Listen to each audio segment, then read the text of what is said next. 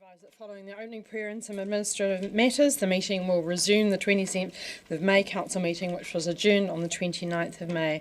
I welcome Richard Chambers from the Church of Jesus Christ of the Latter-day Saints, who will open the meeting with a prayer. Welcome, Richard. Our dear Heavenly Father, we humbly bow our heads before you at the beginning of this Dunedin City Council meeting and give thanks for the many blessings that we have each been given. We thank thee for this beautiful and bountiful land that we live in. We thank thee for our hard-won freedoms and for those that have served our country to win and maintain those freedoms. We thank thee for those that have gone before us and held stewardship over this land for so many years. We thank thee that we can worship how, where and what we may. We are thankful that we live in a country where all men and women can be treated equally and each person has the right to choose to participate in free democratic processes. We thank thee for the women and men who strive to serve our communities and the lives of fellow New Zealanders who live here in Dunedin. Those who are elected directly by the people and those who work in local government and non-government positions that succour the weak, lift up the hands which hang down and strengthen the feeble knees. We are grateful for our elected leaders who are giving of their time and talents to serve our community. We ask thee to bless their families and loved ones for the sacrifices they make as our elected officials serve us. We ask thee, Lord, to bless this Dunedin City Council meeting. Bless all those who participate, that their hearts and minds will be open to the uplifting guidance of thy Spirit. That through wisdom, humility and unity, the decisions made here will bless the lives of those living and visiting our city. We ask thee that as these councillors review the recommendations of the reports on the Dunedin City Second Generation District Plan, the Ōtepoti Dunedin Destination Wrap-Up and the Festival and Events Plan Wrap-Up, that they will know and implement the best courses of action for the benefit of our local community. We ask thee to bless us all with the spirit of love, compassion, tolerance and peace this day. And we say these things in the name of Jesus Christ. Amen. Kia ora. Thank you so much, Richard.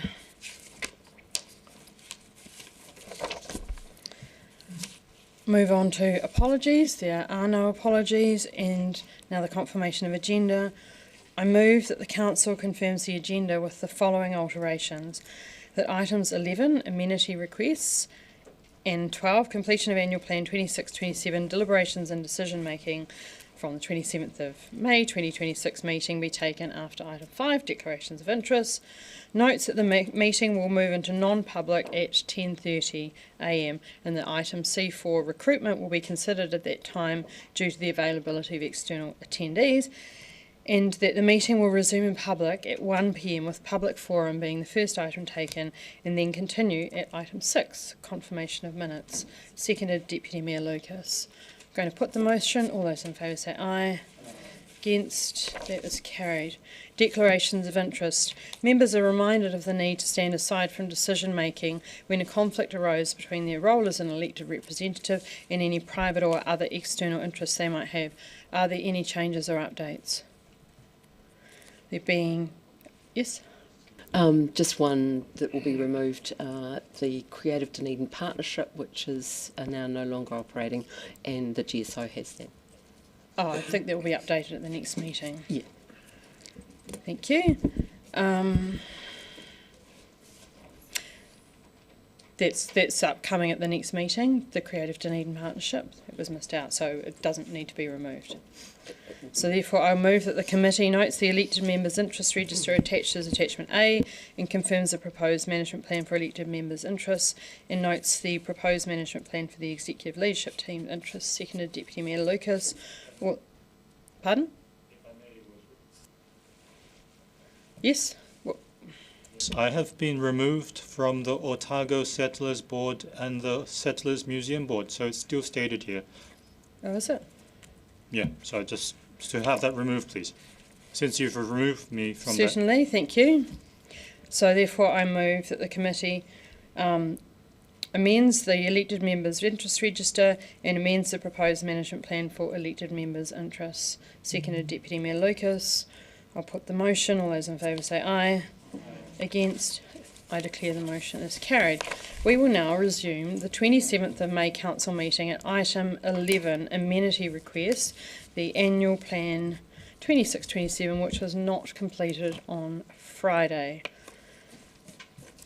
So we had Ms. Allen and Ms. Fraser to speak to the report. We had question time, and then we had moved around the resolution for the policy on sealing roads. Was there anything else that anyone wished to bring up with that?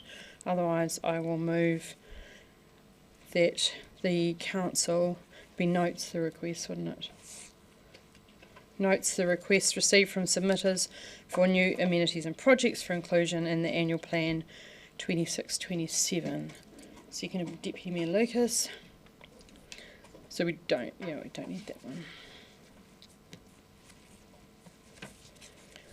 So, yeah, she's just doing it.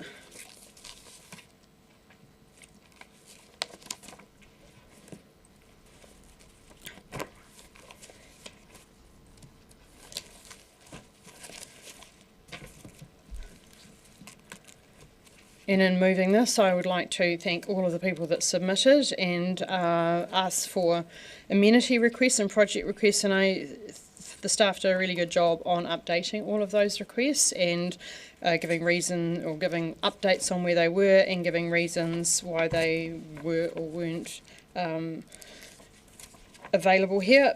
Sorry, I have some notes on some of these. That there was, some of them were around that there was not funding for new facilities, around the hoist at Moana Pool, around freedom camping areas, the Mosgiel transport study, the centres upgrade, the seal extension policy, and then improving safety at Burnside Underpass, which has come up many times, and stuff that went to the increase the volume of audible pedestrian crossings signals. For that went to the disabilities group, and then One Coast we discussed as well around the DCC owned platform, and then the circular economy resource hub, which is in the work as well. So I want to thank everyone again that submitted and thank the staff for their feedback, and look forward to the people that made the submissions getting that feedback as well, so that then we actually close the loop and people feel heard. And then when we get to the long-term plan, I'm sure that we will see many amenity requests again to make the city a much better place. Would anyone else like to speak? Thank you. I will then put the motion. All those in favour say aye. Aye. Against? That is carried. And we'll move to the completion of the annual plan deliberations and decision making. We've got Ms. Graham, Ms. Allen and Ms. Fraser to speak to the report.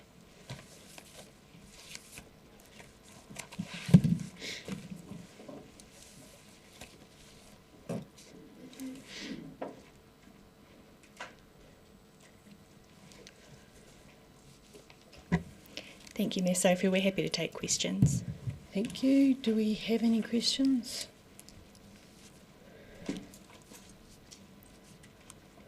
There being no questions, I will move that that the council approves staff comments for feedback topics as shown in the consultation database for the purposes of providing feedback on the annual plan engagement and decision making to the community. Inclusion in the annual plan 26-27 is appropriate, and further follow-up or action by staff if required. B, approves the changes to draft 26-27 budgets resolved at this meeting for inclusion in the annual plan 26-27 for adoption by the council on 25th of June 2026. Got it? Okay, cool. Thank you. And in moving this, I'd like to thank all of these staff and all of the councillors for our 3-day serial meeting, and thank you everybody for your patience. It's often a challenging process to get through all of the questions, especially when we've got a number of first-time councillors on here around how the process works. And so this is a continuation, I guess, of the long-term plan. We've made some changes to the plan as we've gone through, and I'll just thank the staff again for the work that they've done there. Does anyone else wish to speak? Councillor Vandervis. This would be the first plan budget meeting where I have actually been quite happy with the options that staff have put in front of us, especially the options to look at and reduce significantly operational budgets, their own jobs, which they have presented in the face of having to meet a 2% rates cap in the future. So my congratulations to staff for not just presenting accurate numbers, which I've come to expect of them, and they do that well, but to also present really serious cuts to the spending that the majority of councillors around this table have consistently failed to take. Spend, spend, spend has been the 3-day serial meeting theme, and the extraordinary arguments for continuing to spend in the face of unsustainable debt have saddened me.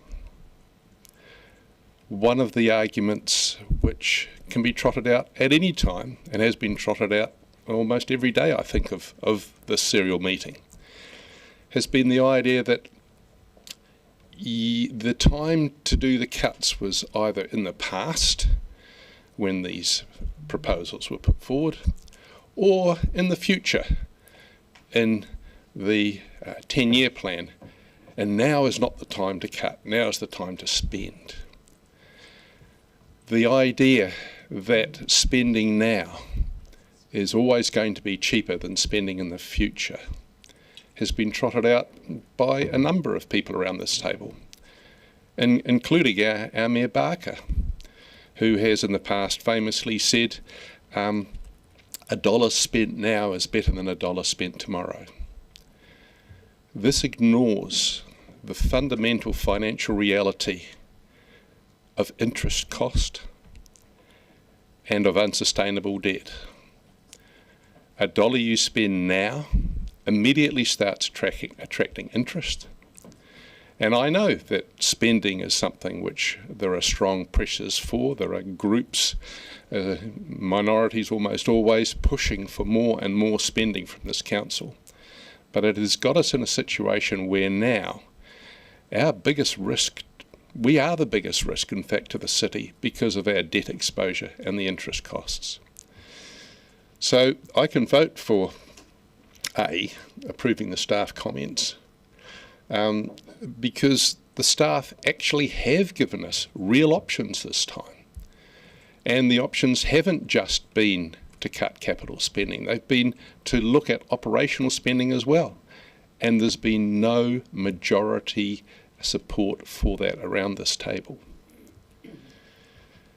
Approving the changes, however, B, to the draft, where we have not decreased the rates down to, I believe, what should have been 2%. The government's going to mandate it because we're obviously incapable of doing it. I can't agree to the changes that we've made because those changes have been invariably to keep spending. Staff have made a number of changes, and I congratulate our Chief Executive in particular for being cautious about pushing a capital program that we voted for but that was unaffordable, and that we are looking at a 25% underspend on capital. It's one of the few things that actually makes us kind of not going over the edge of being viable as a council. So I won't be voting for B, and I do want to sincerely congratulate staff for having given us options, which the majority of people, and it's the same 7 or 8 around the table, have consistently refused to look at and have voted for every spending item available. Thank you. Councillor Weatherill, then Councillor Walker, then Councillor Chambers. Thank you, Mayor Sophie. After more than 10 hours of deliberations, I am genuinely disappointed that councillors were unable to identify one further meaningful reduction to the rates increase of 8.8% already achieved by staff. Now that our deliberations are over and the proposed rate increase is at 8.9%, the annual plan has a new title called "The Staff Showed Restraint, Councillors Didn't Budget." Let us be honest here, the real heavy lifting around restraint, caution, prioritisation and referral was largely delivered before councillors even entered the debating chamber.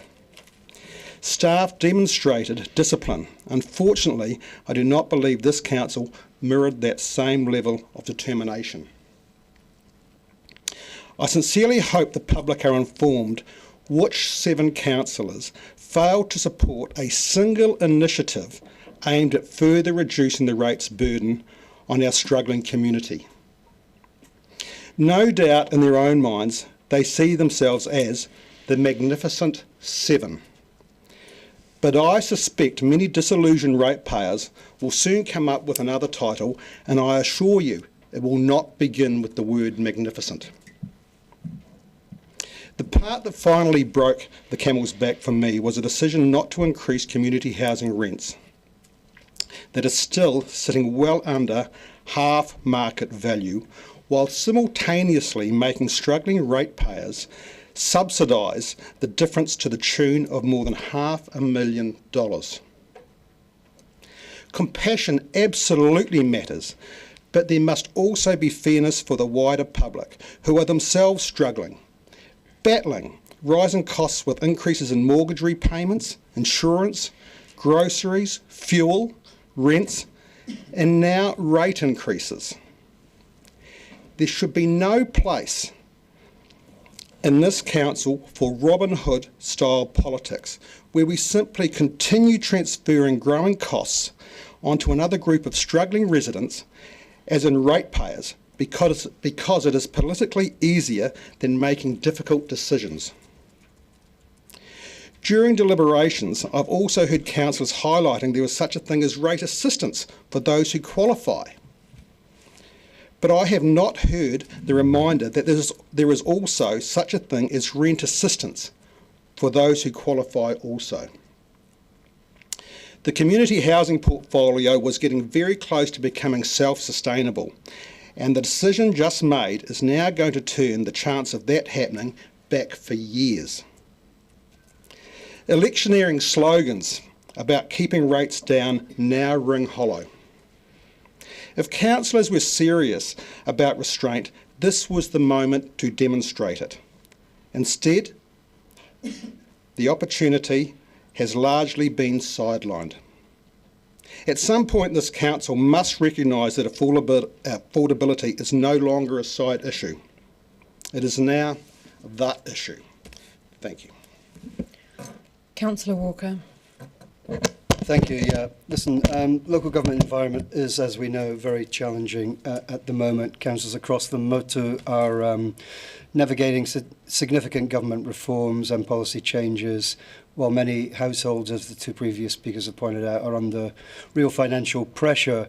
In that context, this annual plan reflects the difficult balancing act the city is facing, and I want to acknowledge the considerable efforts that the staff have put into delivering a plan that responds to those realities as responsibly as possible, and in particular moving a projected 10.5% rates rise down to 8.9%, and I think you all deserve a big pat on the back. That said, we must ensure Dunedin remains a place where people want to live, work, study, invest, and of course raise families. A city people are proud to call home. That requires thoughtful decision making, discipline, and clear long-term vision. To reduce the overall rates increase, much of the focus has rightly been on reducing non-water expenditure. Staff have clearly worked hard to identify savings and efficiencies where possible. However, there are a number of costs that remain largely outside Council's direct control, including inflationary pressures, contractual obligations, insurance, construction costs, and other external price increases that continue to impact councils nationwide. That does include, of course, Donald Trump. While fiscal constraint is important, we should always caution against pursuing cuts for the sake of cuts alone. Austerity for the sake of austerity will lead to both immediate and long-term consequences, particularly when it results in essential work being delayed. Infrastructure maintenance, renewal projects, and investment in community do not simply disappear because they are deferred. In most cases, the costs only grow larger over time, ultimately placing an even greater burden on future generations. That is neither sustainable, neither is it fair. Dunedin has always been a city with ambition and character and a strong sense of identity. We are fortunate to live in a place rich in heritage, creativity, education, culture, and natural beauty. Those qualities do not happen by accident. They are the result of generations investing in the city and believing in this city's future.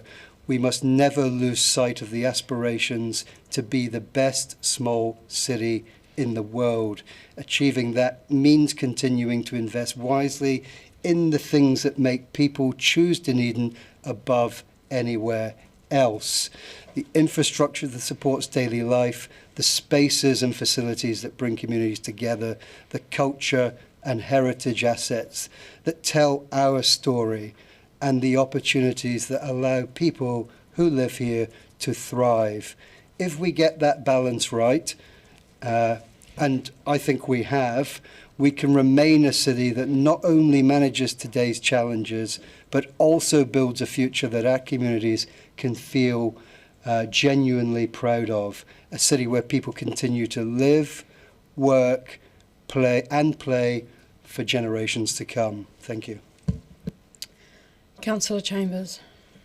Yeah, thanks. Yeah, and considering this meeting, this reconvene meeting, clearly what we've done in the past few hours is, listen to the submissions and been able to make some amendments based on the submissions made to us on the annual plan, and not all of them, but some of them. But in terms of the budget, I've been comparing over the past few days where we are, what budget we've been left with for this next financial year, and compare it with what was in the 9-year plan, and there are quite a bit of differences. And clearly a lot of shocks have come in the meantime, such as the revaluation of our water assets by $333 million, which has caused a lot of issues for our staff they've had to deal with and have dealt with. So we're left with a budget that's going to deliver an enormous amount of Three Waters infrastructure, as was planned in the 9-year plan. We're going to deliver lots of roads and pathways, as was in the 9-year plan. We're going to deliver all of our services, and we're going to add some things that we think we can do to help our citizens, such as capping the rents for our in social housing, setting up an outreach service for homeless people, developing and working on that plan for that much improved playground in Marlow Park. There are other things, and I think, given all the challenges that our staff have faced, I think they've done a tremendous job. And when you compare the plan now with the 9-year plan, there are some differences. In particular, I focused on debt. And the debt, the anticipated debt for this financial plan for next year is $100 million less than was in the 9-year plan. I'll say that again, $100 million less debt than was in the 9-year plan. So I think that's progress. And we are reducing rates in line with the expectations of our government, heading for that 2% rates cap in 2029. So I think it's a very good plan. Now, I think a new chief executive, when they arrive, will be reassured that this is a council that can adapt to change and is well set up for the future. The wheels are still on the bus and we're in the right direction.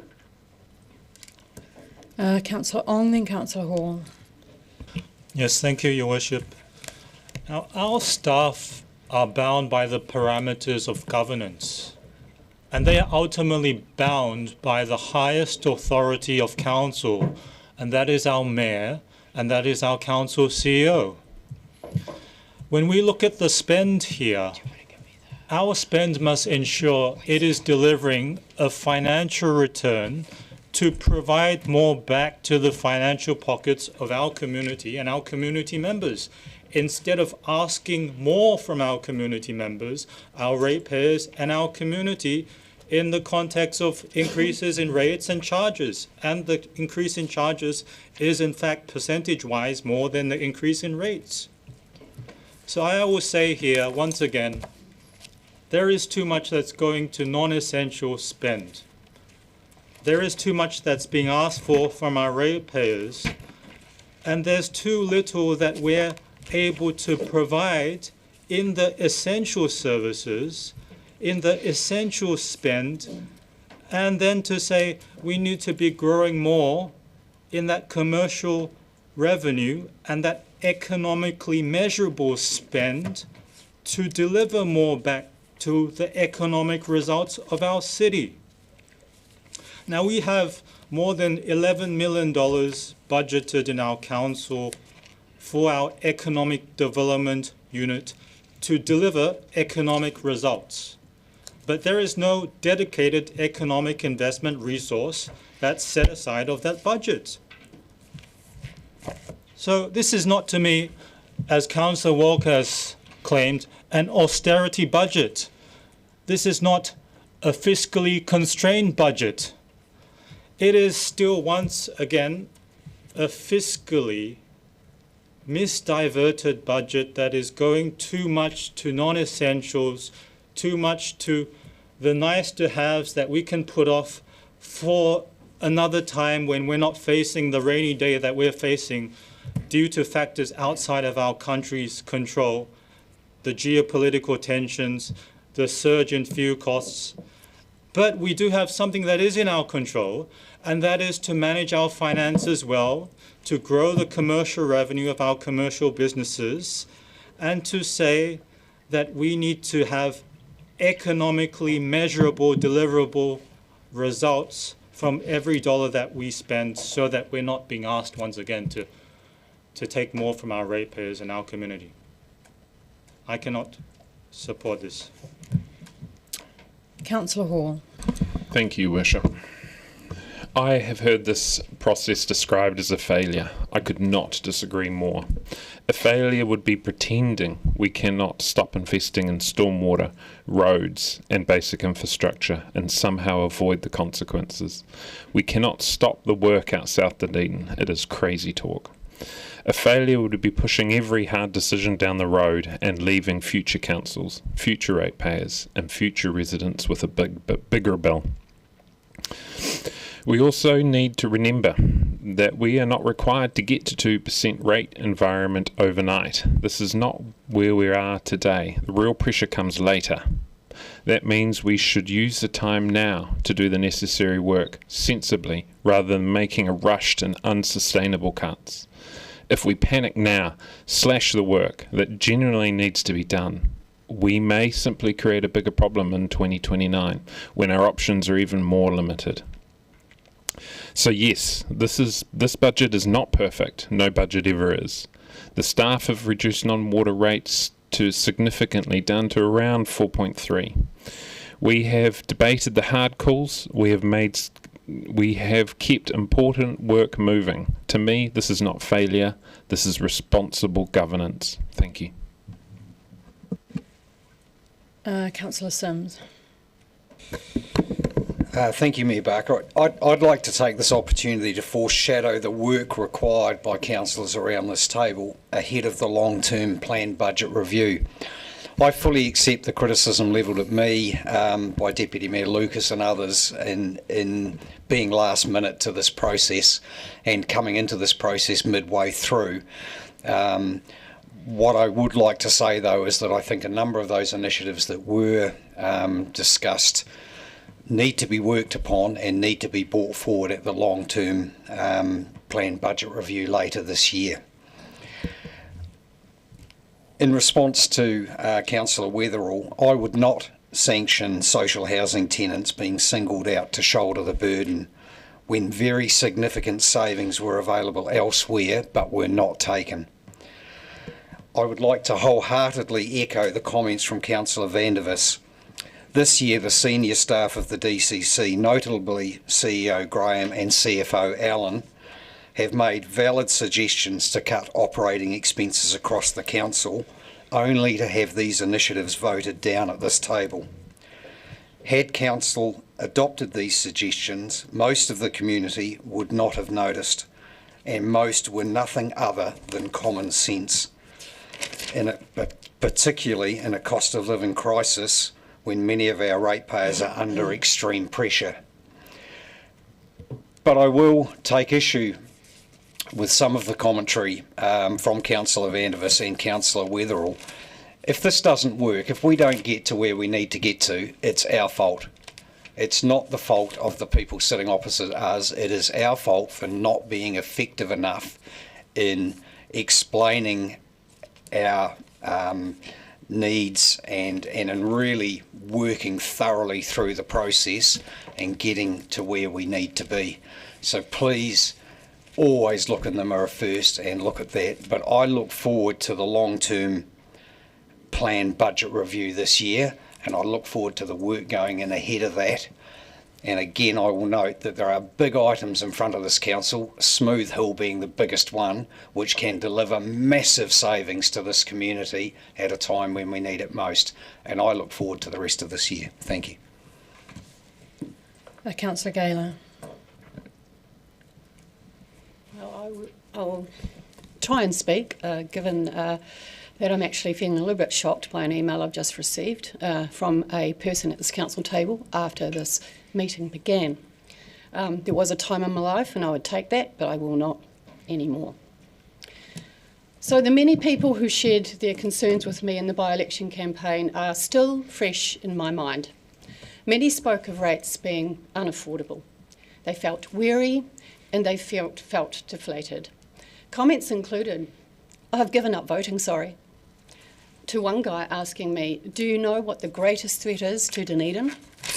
And I was thinking he'd say business closures or climate change. No, it was this council, he said. Some people are at risk of having to foreclose on their homes. Please, let's put our differences around this table aside and listen with open minds to what they say. Let's not think they're all wrong and we're the only ones who are right. Putting up the rates again this year by nearly 9% is just not fair when other centres facing similar pressures and high debt have made courageous decisions. Christchurch, Wellington, Hamilton, Auckland, Invercargill have all managed lower rates rises and have pruned back their spending. What's so special about the Dunedin Council that we don't need to try as hard? Here are some sobering stats. Cumulative rates rises this council has put on its residents since 2020 have amounted to a 50% increase in rates. That compares to food at 32%, power at 27%, and an average rise in mortgage payments of around 27%. Our rates have only been eclipsed by the current fuel shock. I spoke with 71-year-old Alison outside the supermarket in Mosgiel, making monthly rates payments of around $350 a month. It's not far away from her food bill, and she said the rates felt like never-ending power bills, but at least those she could control, sadly. I spoke with her about this and I felt terribly sad. I thought, well, where are we headed? Unlike prior years when she worked full-time, her national super income is fixed. She was a couple of generations too early for KiwiSaver. There is no more money she can earn, and the bills are a grind. These are our vulnerable. They're careful, but worried, elderly. Nearly 18% of Dunedin's population is at 65 or above. They're our fastest growing age group in our population.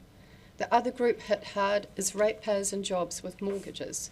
These families are also vulnerable, alongside students on fixed incomes being past this increase. Businesses also, one I know facing $3,600 extra a year in rates thanks to this rise. Meanwhile, our community housing tenants get a 0% rent rise, and their rates subsidised by these same ratepayers. Something is badly off here. I am tired of hearing the excuse for hiking rates that historic underspending across New Zealand has caused this, especially when this council is voting yes to expensive street upgrades, cycleways ad nauseum, and determinedly pressing on with a new landfill that people don't want, as well as, for goodness sakes, changes to the dinosaur park at the expense of pipes, pumps for South Dunedin, and a safer Mosgiel interchange. Let's not forget, we're making choices that result in some very, very worried people.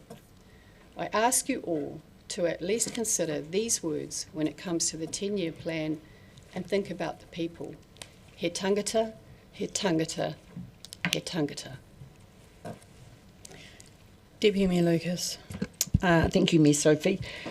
I would just like to remind councillors that the rate increase, which I think has ended up at about 8.9%, of that 16.7% is for water. And we are on the projection that we have to do under the Water Services Act, that we must ring fence all of our water services so that they pay for themselves. And so we have no choice on that. But the non-water's rate increase is 4.3%. So we just need to remember, put that in context.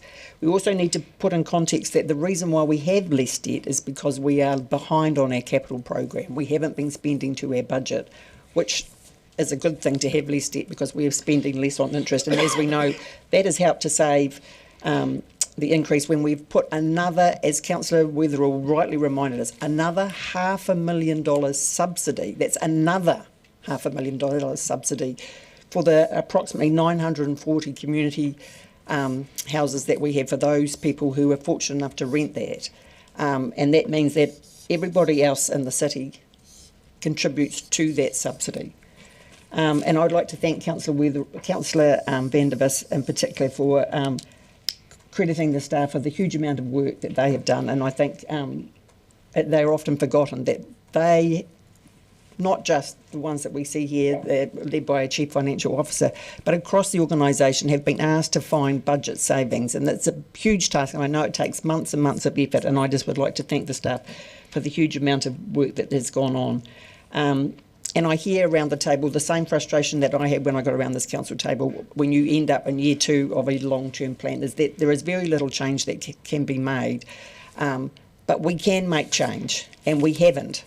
And as Councillor Weatherall and Councillor Sims and others have said, councillors, you're going to have to do some really hard work between now and this time next year because we cannot continue in this way.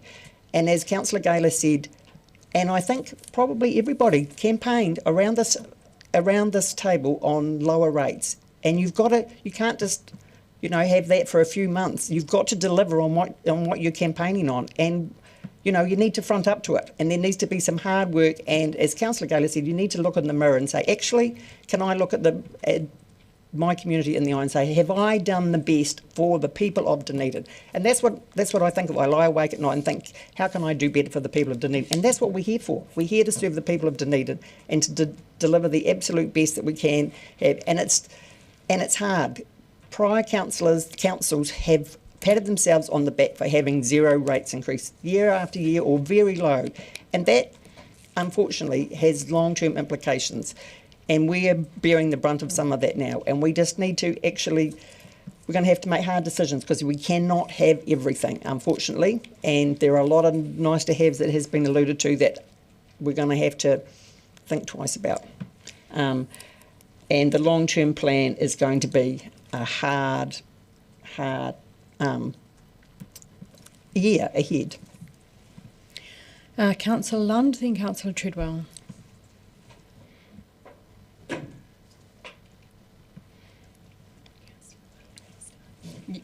Yeah, I see Councillor Lund.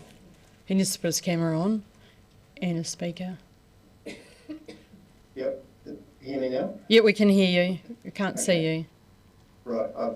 Does he need to be? Can you see me now? It's fine. We can't see you, but it's fine. Okay. Right. I'll start again. Well, we've not made one saving. I'm not supporting this budget because we have not made one saving in the $341 million of operational spending. We've actually increased rents for the social housing units, forcing a further subsidy on our ratepayers. And I wish to note that our mayor has used her casting vote or voted with the spenders on every motion to reduce the spending. Point of order. I used my casting vote once, and there was a councillor absent from that, and that was about the ceiling. I said that you either used or casting vote or voted. You can't. I'll just leave the point of order with the deputy mayor. I'll uphold that. The mayor only used her casting vote on the road seal extension report. That isn't what I said. Yeah, I'm sorry. You can't argue on when there's a ruling on a point of order. Well, I'm not going to talk because it's not what I said. I said that the mayor had used her casting vote or voted with the spenders. No, I'm sorry. That's not what you said. I will uphold the casting vote. Uphold the ruling. I'll withdraw it. Thank you. I'll state that the mayor, one way or the other, used her vote to stymie any effect to reduce. Point of order. I voted against the increasing the housing rents. Sorry, it was subsidising the housing rents. I will uphold that. The mayor, yes, she did vote to not increase the housing rents.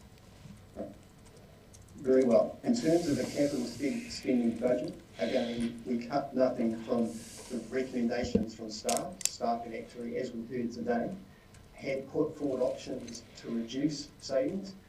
And we had heard from our CEO in January that in order for this council to start meeting the impending rates cap, we had to start making savings and efficiencies now this year, and staff put forward a large number of items, and the majority of this council ignored every one of them.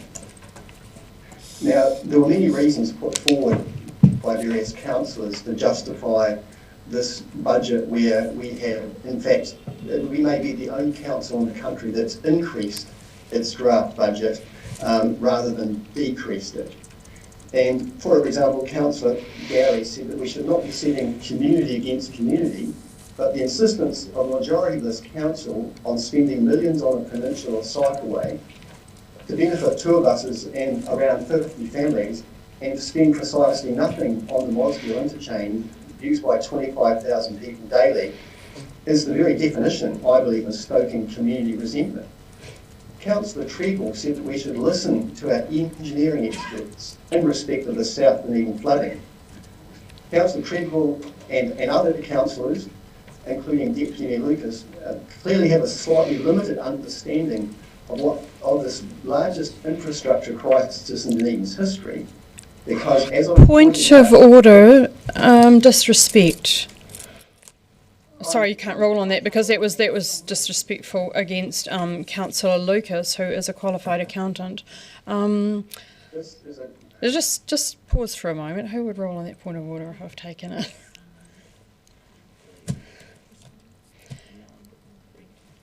Brent, will you please rule on that point of order? I'll be more than happy to uphold the point of order, Councillor. Limited is not the right word. Please remove your statement. I would say I believe there's a misunderstanding of the issues facing the South Dunedin flooding, because at the January 2025 meeting, Mr Ward stated to the council that he would have not promoted the solution, the $29 billion that we are about to continue with, if he had not been directed to. And he said that 2 of the 3 items would have a very limited benefit. And we can clear this up right now because CEO Graham, who's one of her jobs in her job description is to provide guidance and advice to council, can confirm this. after my 5 minutes. But that can be confirmed right now, that those solutions that council is continuing with right now and is going to spend $29 million on have, in staff's view, limited benefit, and we need to revisit those. Our transportation expert, Ms. Janine Benson, told council that the two options around the Princess Street and the stage 4 harbour arterial had low benefit, and was very candid with us and said that until a bridge costing probably in excess of $100 million is built at Ward Street, there was no point in building stage 4 of the harbour arterial. But this council went ahead and did it anyway. Our road engineering expert, Mr. McLean, did not recommend sealing McMaster Road. He said there were other roads that are higher priority and that there was no budget, but this seemed to be of no consequence to Councillor Chambers and others who want council to spend millions sealing this one road. Point of order, the resolution that was made was to examine the roading policy. I can find the wording on it, but there was no decision made to do McMaster Road. That is acceptable. I will uphold that. Can you withdraw that, please? I'll withdraw that, but I'll state that Mr. Chambers spoke in support of sealing McMaster Road. There's absolutely no doubt about that. So I would say that the absolute inability of this council to address its spending, operation and capital spending is the main reason, along with other councils, of the government's extreme urgency around rates cap and amalgamation reforms, and I am sure they are watching us. Councillor Gaylor has outlined how our rates increases are the highest of the large councils in New Zealand. We're probably the only council in the country that has ignored the government and the ratepayer demands that out-of-control rate increases must be stopped. But we've actually increased spending on the draft plan. It is not something to be proud of. It is not something our ratepayers can bear, as we've heard from Ms. Gaylor, and it's not something that the ratepayers will forget. Councillor Treadwell. Tēnā koe, Your Worship, and tēnā koutou everyone. I'd like to reiterate the, praise for the staff here in bringing back a budget from 10.5 down to 8.8 to the table. That's a really, quite a spectacularly significant difference to the rates take, and I know how much work went on behind the scenes. I know that some of that work is also contributed to by councillors around the table too, so I'd just like to disavow the notion that the only effect on the rates is happening at these meetings here. There's a lot that goes on behind the scenes and a lot of mahi from the people here involved. I wanted to zoom out a little bit and get some context around, I suppose, rates, because we're talking budgeting. I would like to reiterate, and I appreciate Councillor Deputy Mayor Lucas saying this, that so much of what's been driving our rate increases, not just this year, but for the previous several years, is that mandate of getting our Three Waters assets up to a certain sustainable standard and also paying off the depreciation of those, which was, that is the big piece of this which had been lacking, is the paying off the depreciation. Now, almost every year those Three Waters bills are taking up about half of the rate bill at the end of the day for the median ratepayer.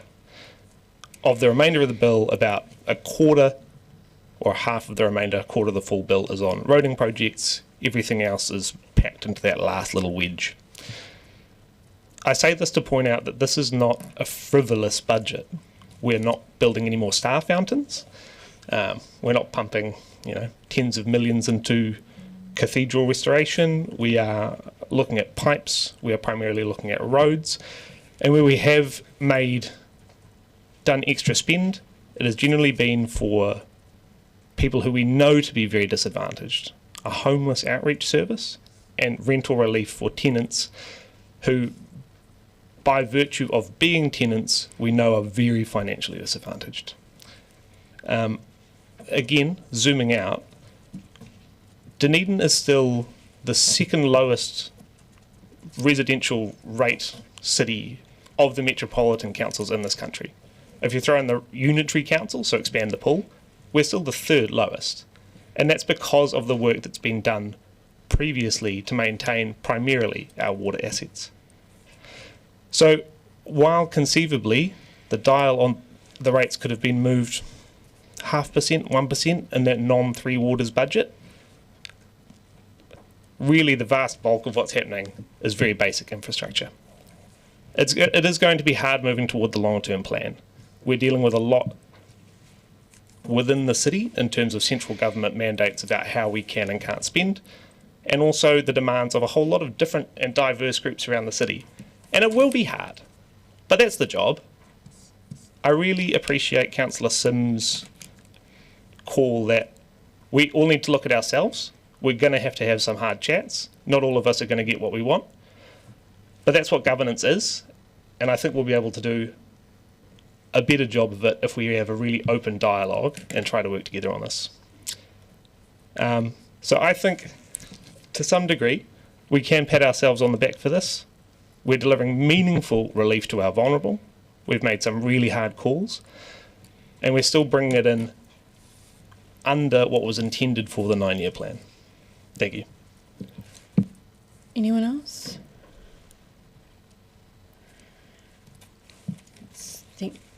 Thank you. That's right. Where will I start?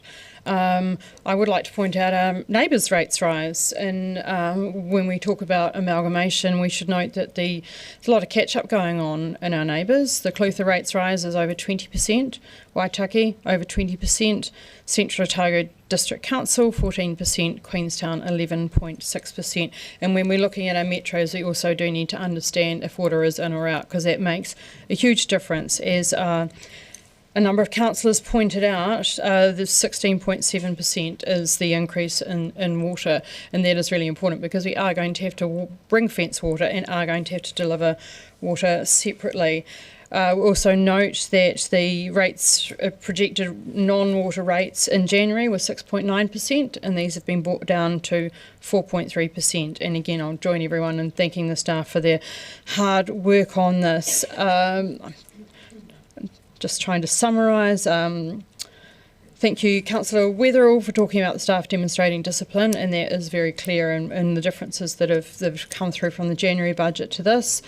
Councillor Walkie talked about investing in the city and our non-water expenditure and about being the best small city in the world, which is something that we do aspire to. Councillor Chambers, you certainly pointed out that one of the issues about the revaluation of the water assets, and that is a big challenge to us because it seems like the methodology changes every year and hits us in our depreciation pocket. Councillor Hall, I wrote down, be sensible, don't panic in my notes. And then Councillor Sims, you talked about the process, common sense cuts, and that we need to look in the mirror and lots of work to do. And we during the process, we talked about a grants review, and we've Deputy Mayor Lucas and I followed up on where that's at, and that will come back to council. We need to talk about our levels of service because we are here to serve our community, and we need to make sure that we are delivering the services that the community want for the value that the community want as well. We'll look at our funding and financing policy because that relates back to community housing and all of the fees that we charge as well, and things are going to get tough.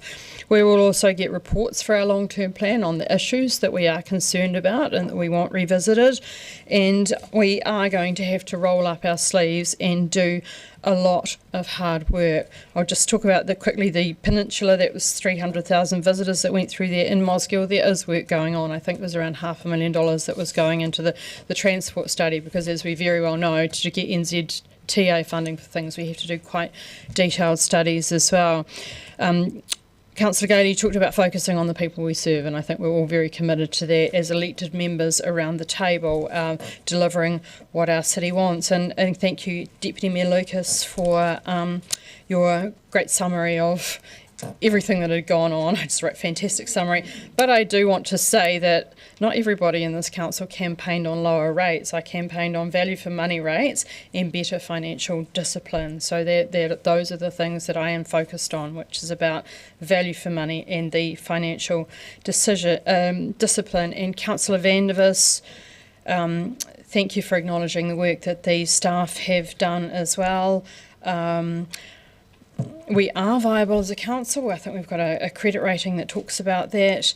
We also need to understand where those rates are going. The rates cap from the government was between 2 and 4%. So we need to focus on that. We've got ourselves to 4.3% in non-water, which is a great pathway through. But we also need to make sure that we are here delivering for our community, for what they want, and listening to the consultation around that. We had many requests for more amenities, for more funding, and that is the stuff that we need to balance. We are here to represent our people. This is how democracy works. And I know that some of the votes have been close, but that is how democracy works. All of our communities will have different views on what we can do, but I think we need to focus on making sure that we are the best place, I say the best place to live in New Zealand, and Councillor Walker has aspirations to be the best small city in the world. So I hope that we work together well for those, and we do have a hard road ahead of us with the long-term plan. We're going to have to make some tough decisions on our capital project, on what services we are delivering for our community, but we also want them to be very proud to live in a city that we call home. And with that, I will put the vote by division and by A and B. Yeah. Resolution A. Councillor Chambers. Aye. Councillor Gaylor. Aye. Councillor Gary. Aye. Councillor Hall. Aye. Councillor Lafiso. Aye. Councillor Lucas. Aye. Councillor Lund. Sorry, you'll have to unmute, please.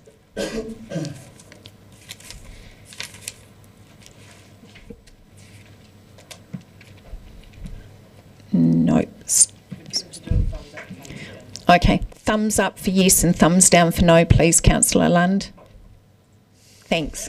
Aye, yeah. Up. Councillor Mayhem. Aye.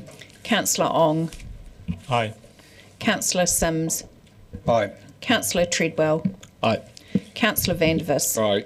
Councillor Walker. Aye. Councillor Weatherall. Aye. Mayor Sophie. Aye. Carried unanimously. And now, Resolution B. Councillor Chambers. Aye. Councillor Gaylor. No. Councillor Gary. Aye. Councillor Hall. Aye. Councillor Lafiso. Aye. Councillor Lucas. Aye. Councillor Lund. No. Councillor Mayhem. Aye. Councillor Ong. No. Councillor Sims. No.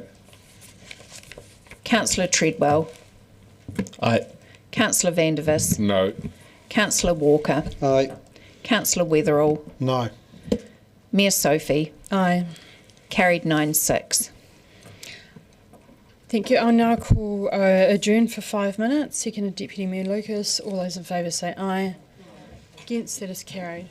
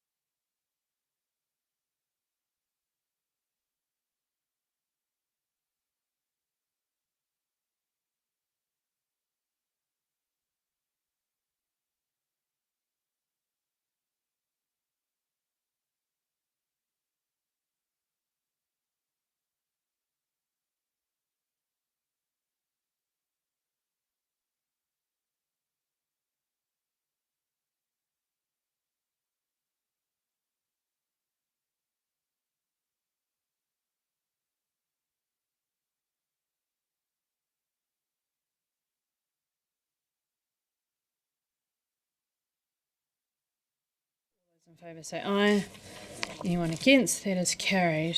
We'll move to item 7, which I'm sure people are a little bit excited about, the approval to make the district plan 2GP fully operative. And we've got Mr David Ward and Dr Anna Johnson to speak to the report. Oh, Dr Johnson's an apology. Oh, let's say it on... Sorry, we're going to delay this one. It's Oh. free this afternoon. Oh, okay, let's do it this afternoon. Yeah. It's just a further, sorry. We're just trying to keep up, and ahead with the agenda changing. We had anticipated Anna. That we wouldn't be as efficient as we are? Well, we thought the debate might take longer, but we do have people here for the next item. The road closures? No, we thought that would... No. Let's just do the road closures. Let's quickly do the road closures. I don't even think you should get up from your seat. Happy to move. Just a rubber stamping exercise. I'm happy to move that. I will second it. Would anyone like to speak to the road closures? Councillor Gaylor? So this is the 2GP. It's rubber No. stamping. We've moved to the road closures. The staff member wasn't available for item 7, so they'll be here in the afternoon. Okay, therefore I will put the motion. All those in favour say aye. Aye. Anyone against? That is carried. So we'll move to item 9, the Ōtepoti Dunedin destination wrap up. So we have Mr Mike Costello, Ms Katie Love and Ms Teresa Fogarty to speak to the report.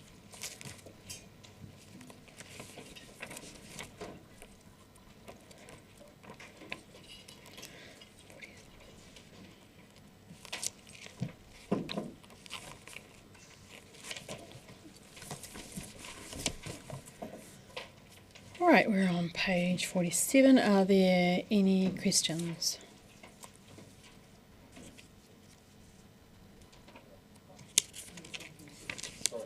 Yep, fair enough. We're still at page 47. Oh, I have a question to start off with. On page 50, paragraph 26, it talks about the tourism sector businesses were surveyed on their experiences over the summer period, and I just wonder how many businesses responded to the survey? We had 48 businesses altogether. Thank you. Councillor Chambers? Yeah, I mean, all looks very positive and very good. Is there anything that you were disappointed in or could have gone better? I guess we're always looking to do a little better. We're looking to have people through, but given the changes in the marketing department over the new flights coming in from Gold Coast, so we had a very quick turnaround of what those marketing strategies were. So really focusing in on that drive market for the Gold Coast. So with the resources we have, I think we've done an amazing job in that area. So in terms of other things, we're looking at eyesight throughout the year to see what we can do better there in terms of retail. So speaking to other eyesights around the country, they do very well on retail, and so they manage their a lot of their commercial return comes from that. So I think we can do a lot better there. So that's something we're working on in general, the eyesight and visitor centre over the winter months, some development there. I just want to follow up on that question about the retail sales, because we get reports from the from our financial department, we'll call it, and there are targets there for the eyesight, and that has been and for our own attractions for sales, and those have been quite behind us. So was that reset for the annual plan, the targets for the eyesight, or not? No. So okay. And my other question is just around, has the I'm aware that the eyesight's above a retail shop there. Are there any discussions with them about sometimes selling competitive products, etc.? Do those discussions ever happen? I'm not sure if they've happened in the past, so it's come within my portfolio just since the start of this year. And so over the winter, I'm looking at retail, and I'll have a chat to retailers locally, but also our operators and what retail they do, and see if we can benefit everybody through there. And my next question is, do we have a counter on the numbers that go through the eyesight? Yes, we have a counter on the doors downstairs, but not at the one at Toitu or at Port. So do we have numbers that get served by the eyesight? Don't have them here, but I can circulate. Thank you. Yeah. And then I just wonder, we've got the destination management plan, and I was just wondering if there's key performance are there key performance indicators in there, and do they get reported on through this, or is there another mechanism for that? So there are no metrics around the destination management plan. So there are actions and activities, and so we report that through Destination Advisory Group and through that way. Yep. Thank you. Councillor Ong.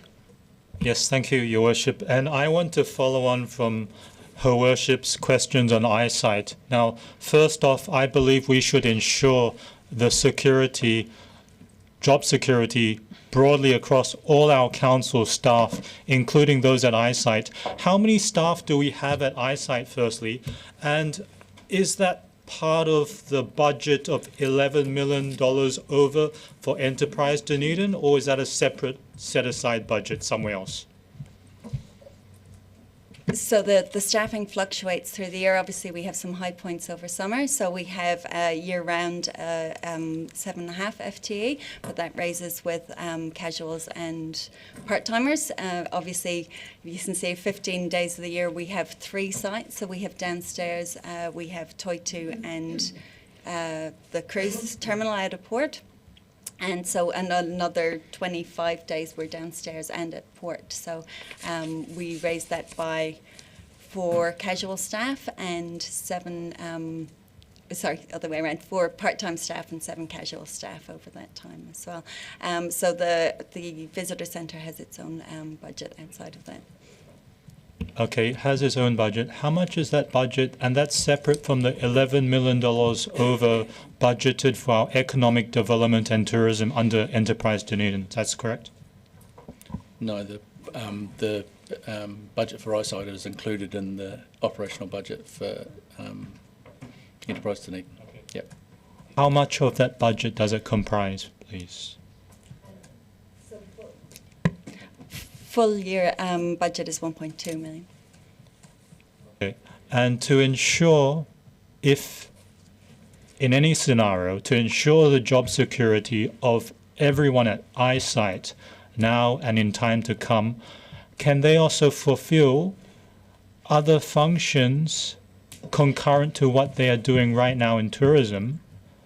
Or do they already, in a sense, fulfill economic functions by what they do in tourism itself now? I think perhaps the Chief Executive might want to, that's a very operational question. It was asking about the functions of the eyesight staff, and I'm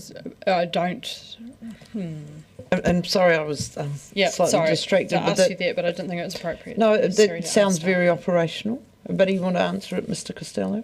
No, I think it's probably not in a public setting in terms of going through the review and all those sort of things as well. So. Councillor Gaylor, you did have your hand up, didn't you? I did. Thank you. And this is a really good report and really good to see. And I have to say I'm really loving some of the marketing that we're doing. It's fantastic. I just have a couple of questions from reading the report. The camper van visitation says trip tech data showed camper van visitors numbers increased month on month between December 2025 and February 2026. Do you have a percentage increase on that one? No, we don't have that to hand, but we can share that.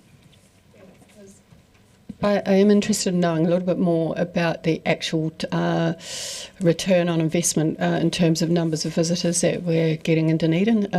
Obviously, the click-through rates and the eyeballs on the website is really good, but it would be good to see how that is converted in terms of numbers for Dunedin, unless you have that information available now. Now, it's very hard to judge how many people are in Dunedin in terms of tourists. So there's information about who comes into the country, information about the spend, credit card spend in the city by internationals.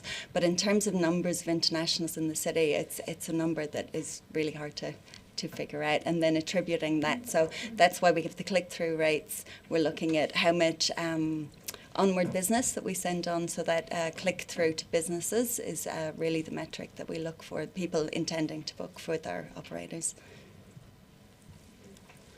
I can probably answer Councillor Gaylor. There's some good statistics from MB, and I can share those with you. There's interactive graphs, which I think you'll enjoy.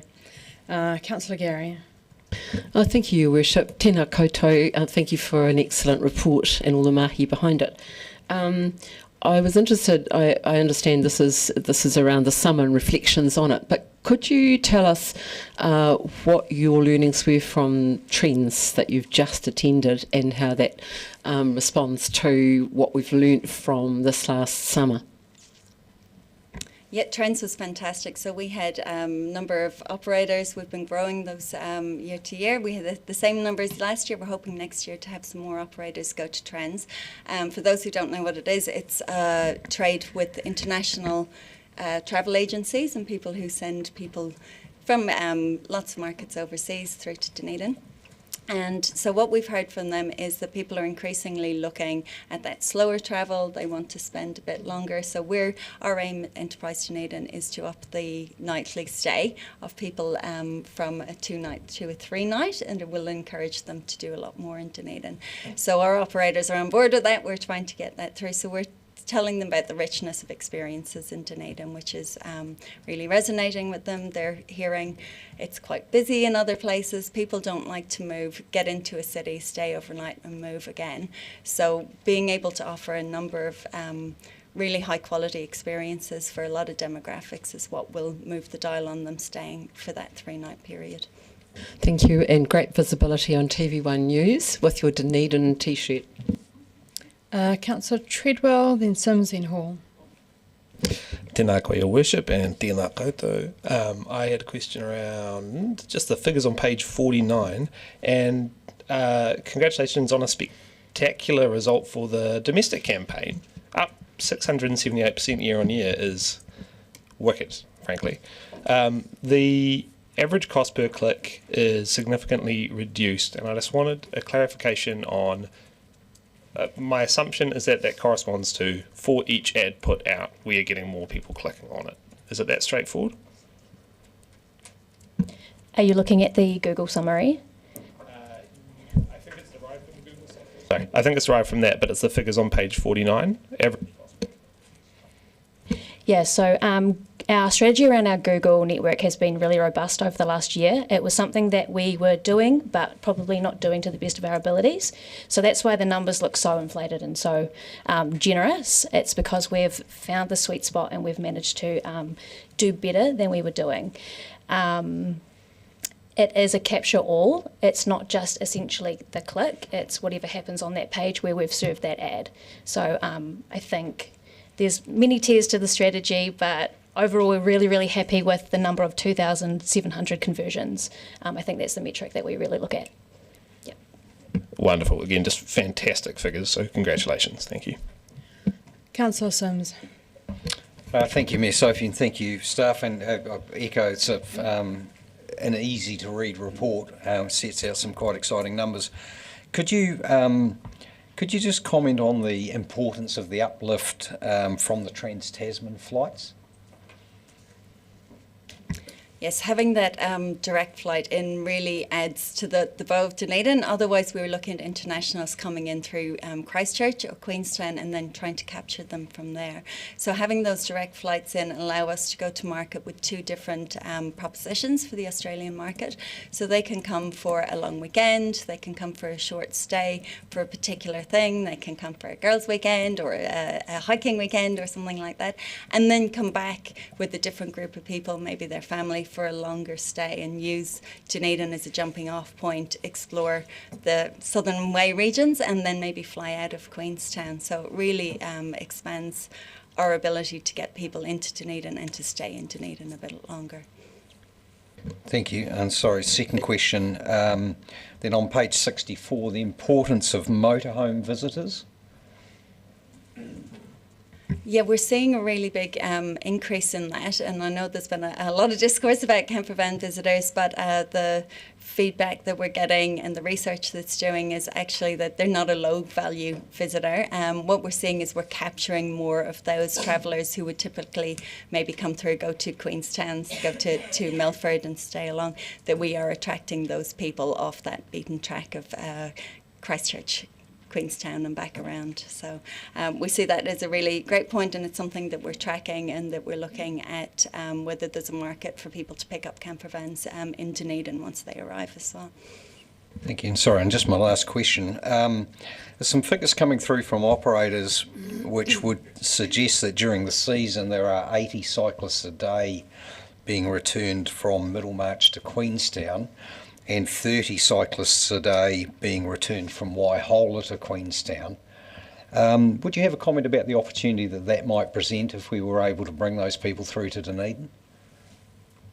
Yeah, cycling tourism is one of the areas of tourism that just continues to grow. So that network of cycle trails and bringing them through is a really important one for us. Some of that return maybe from the train, might be from the cycle train. So we added an operator that does those transports, and at Trends we heard that was something that was really beneficial for a lot of the travel companies, so that they could travel by bike or they could travel by train and then not have to spend a lot of time going back the same direction. That transfers actually adds to the product development in the area as well.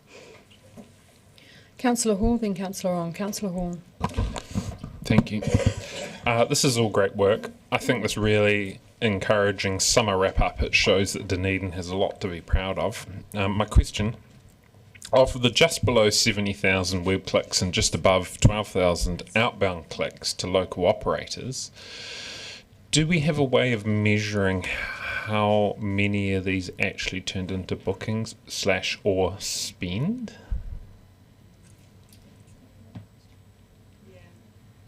So some of the operators might be able to track that. We haven't asked them for that, but that's something we can look at and track.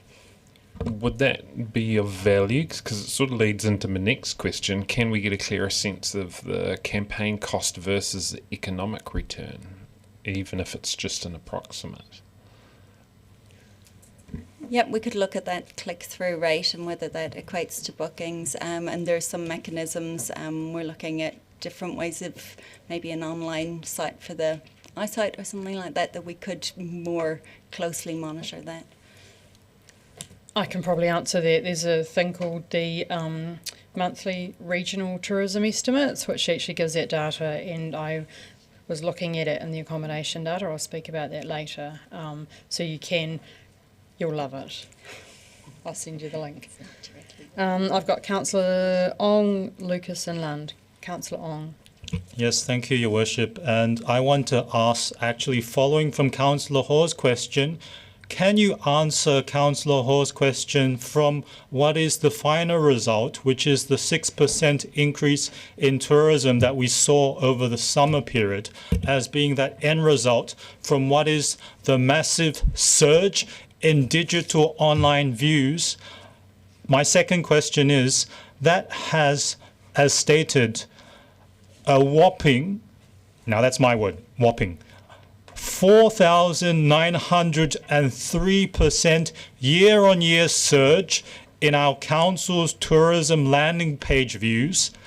And then when Councillor Hall asked about the costs, the average cost per click have reduced by 86.6% year-on-year. So I want to commend you from leveraging what I understand to be the most prominent city councillor in the country, and according to Councillor Sims, to state out what he stated. I don't know if it's a falsehood or it's... Just one moment. Do you have a question? This sounds like a statement.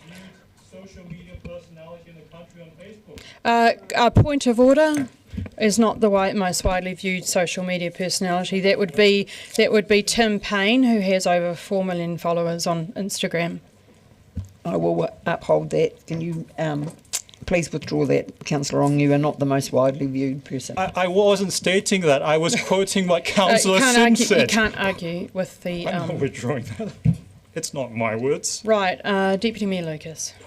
Thank you. And as Councillor Hall effectively asked my question, I'm interested in conversion. And if I look in particular on page 80, where you talk about the Gold Coast Mall part of your campaign, so have you done any analysis about how successful that was? Because I imagine that was relatively expensive, but you'll have got some data back about what the conversion from that? This type of placement is really tricky because you have to spend over a certain amount to be able to obtain that information.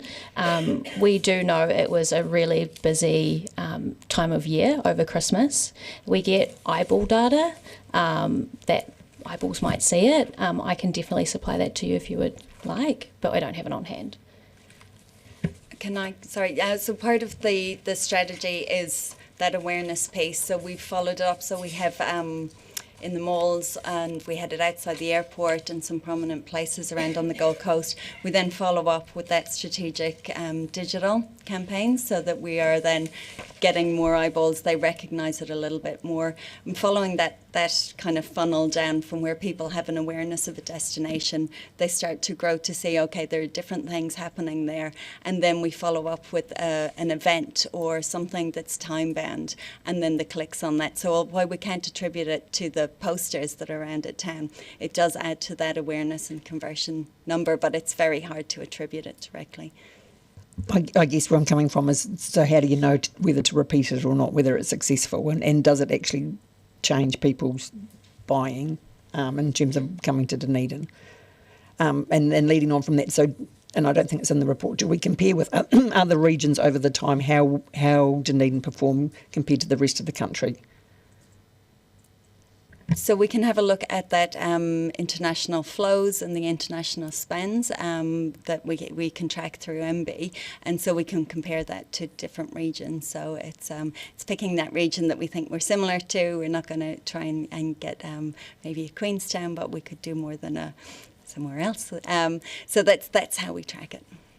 Thank you. And I guess my last question is, I mean, I know how expensive it is, to get cut through. So Australia is our only international market that we work in. That's the only one. It's probably the only one worthwhile us having any presence at all in. Would that be correct? Yes, in terms of the marketing, the consumer marketing, we're there. So we work in international trade, so through travel agencies who then do their own marketing and share destination information and our operators' information through to travel agencies and booking online sites and things like that. But consumer marketing, Australia is the only one at the moment. So Australia's the only one that we would even visit, would be the only place for us, yeah. For the consumer thing, so for trade, we're looking at international markets. So we do have a trade trip to India coming up later in this year.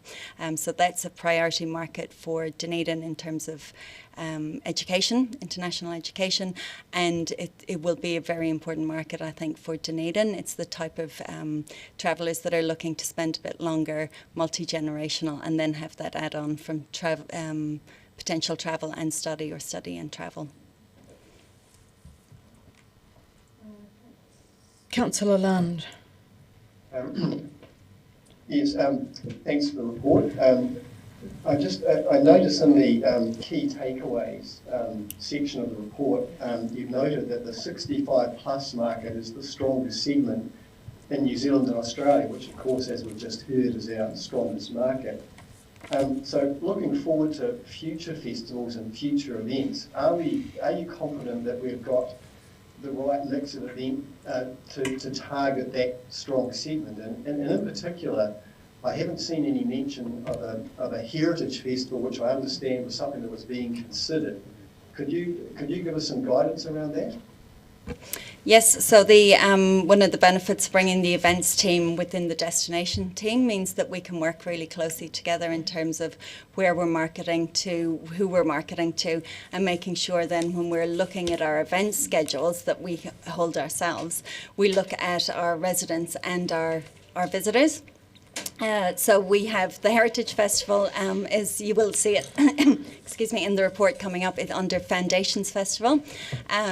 We had a lot of feedback, particularly internationals, that heritage is a word that doesn't always resonate with a lot of demographics.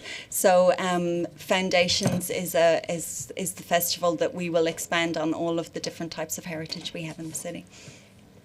Thank you for that. Just two other quick things. At paragraph 24, you talked about the cruise ship visitors. There was 110,000 last year, and the spend was 43.6 million.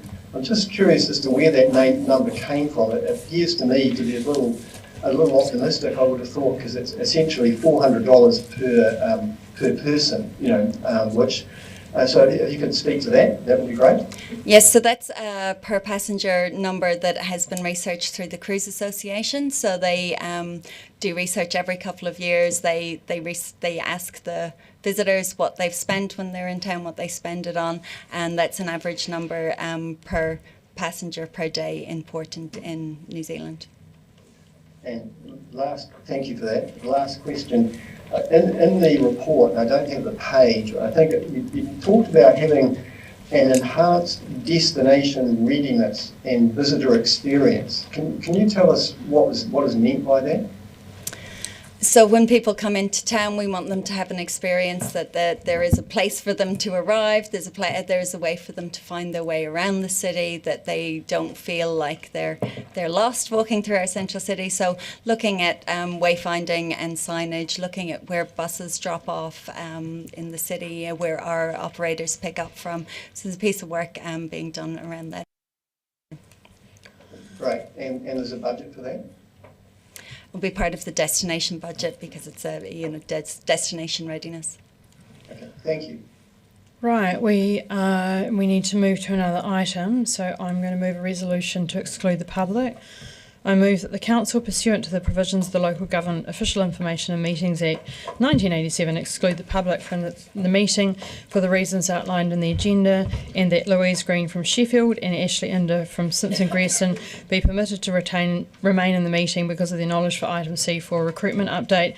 Their knowledge would be of assistance in relation to the matter discussed. So I will adjourn the meeting for 5 minutes. Seconded, Deputy Mayor Lucas. And the meeting will resume the public at 1. All those in favour say aye. Anyone against? That is carried.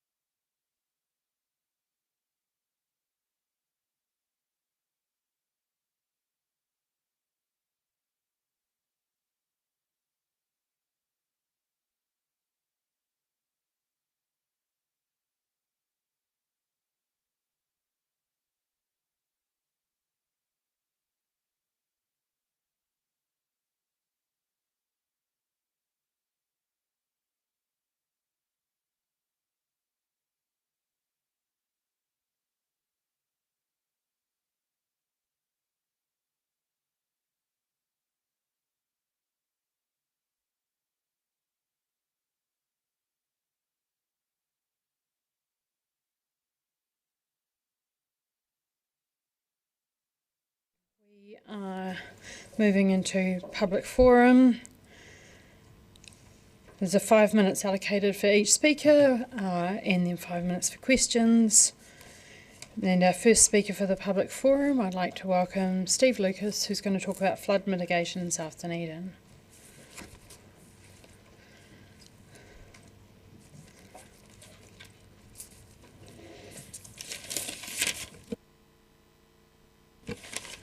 Kia ora, Steve. You've had the microphone explained to you, and when we get to the question bit, you just push it to answer questions. Thank you. Right, you have 5 minutes. Thank you. I'll assume that everybody's read my submission. The reason I'm here today is to speak for my father, who passed away in March this year at the age of 95. He lived in South Dunedin since the mid-90s.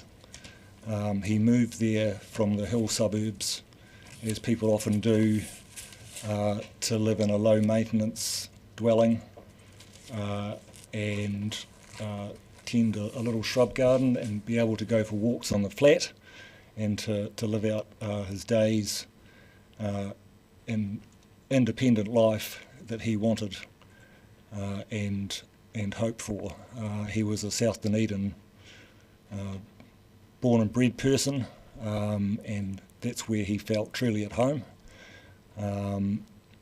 At the time of the 2015 flood, he was 85. He was quite a fit 85, but I wouldn't want to underestimate the impact that that flood had on him in terms of his health and his well-being. He was well enough to do all the stuff that people had to do when they're displaced from their homes. He went around and chose new furniture and new carpet and dealt with the assessors and the insurers and all of those people. But it took a toll on him. And I think he felt that, having been through that experience, that perhaps the systems, the infrastructure that was in place had been found lacking, and that people would sort it out. And that was in 2015. But he worried. He worried a lot. Old people do worry. At the end of the day, they don't have a lot of choices. It's not easy for them to make new starts, pack up and leave and go somewhere else. As I said, he was fiercely independent, and he was concerned that there might be another flood. He didn't see any action. He worried about whether he would be able to have insurance, whether he would continue to be insured, whether he could afford insurance, and what would happen if there was another flood. But in many ways, I don't believe he felt that there was going to be another flood, because he felt that action would have been taken after 2015. So in 2024, he was flooded out for a second time at the age of 94. Even the night before that flood, he still didn't believe that it could happen again, and so wouldn't leave his dwelling, as his family wished he would. And so I went there on the day, and he was on his couch surrounded by sewage-filled water, saying, "I don't believe this has happened again." And so that had a severe impact on him. And the point that I would like to make to this council is that I understand from my own background that there are different planning periods, long-term, medium-term and short-term. But I don't believe enough is being done in the short term. And while things are not being done, there are people in South Dunedin, elderly people, who are living the final years of their lives. And they worry, and they are concerned, and I don't feel that they're getting a fair go. To use a water analogy, my father was not a person who made waves. He would not have come to talk to you. I'm talking on his behalf after his death. I think I'll finish at that point. I've got 54 seconds. And sorry for the loss of your father, which obviously must have been quite recent. Thank you for coming and speaking for him. Do I have any questions? Councillor Sims. Thank you, Mr. Lucas, for your heartfelt and very brave submission here today. I understand that that you were involved in carrying your father out of the floodwaters in 2015. Could you talk about the impact that had on you? Well, it was a bewildering experience for everybody involved because we really didn't know what we were going to do. I knew the only real solution was to take him to my place, which is on a hill and is not set up for a person with mobility issues. As you would have seen in my submission, I was frankly quite angry that as we were being driven through the floodwaters, the nice man from the DCC was saying, it's not been as bad this time as last time, which I felt lacked empathy. And clearly those waters were contaminated because we had wet feet and we were evacuated to my car, which was nearby, and 2 or 3 days later my car stank. And then I had to, look after my father at my place, rearrange all of the health services to come to my place, which was more difficult than you might think. And everything was thrown in the air. And I was, in fact, probably quite lucky that I'm retired. I don't know what I would have done if I'd had a full-time job and that had happened.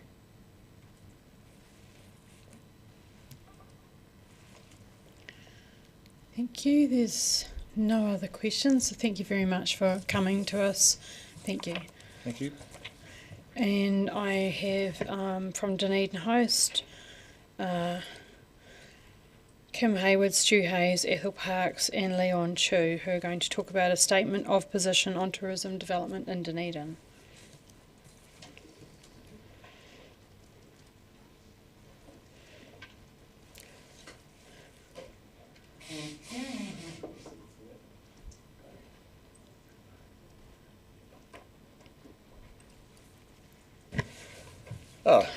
Kia ora koutou. Mayor and councillors, thank you very much for this opportunity to speak.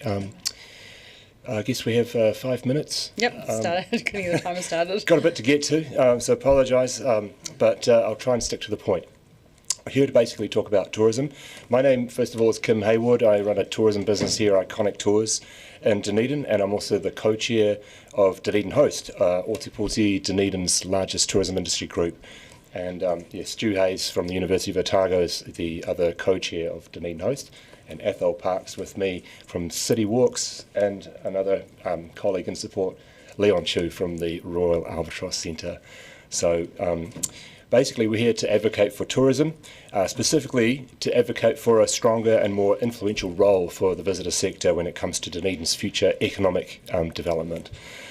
So with economy, tourism remains one of the city's most dynamic and public-facing economic sectors.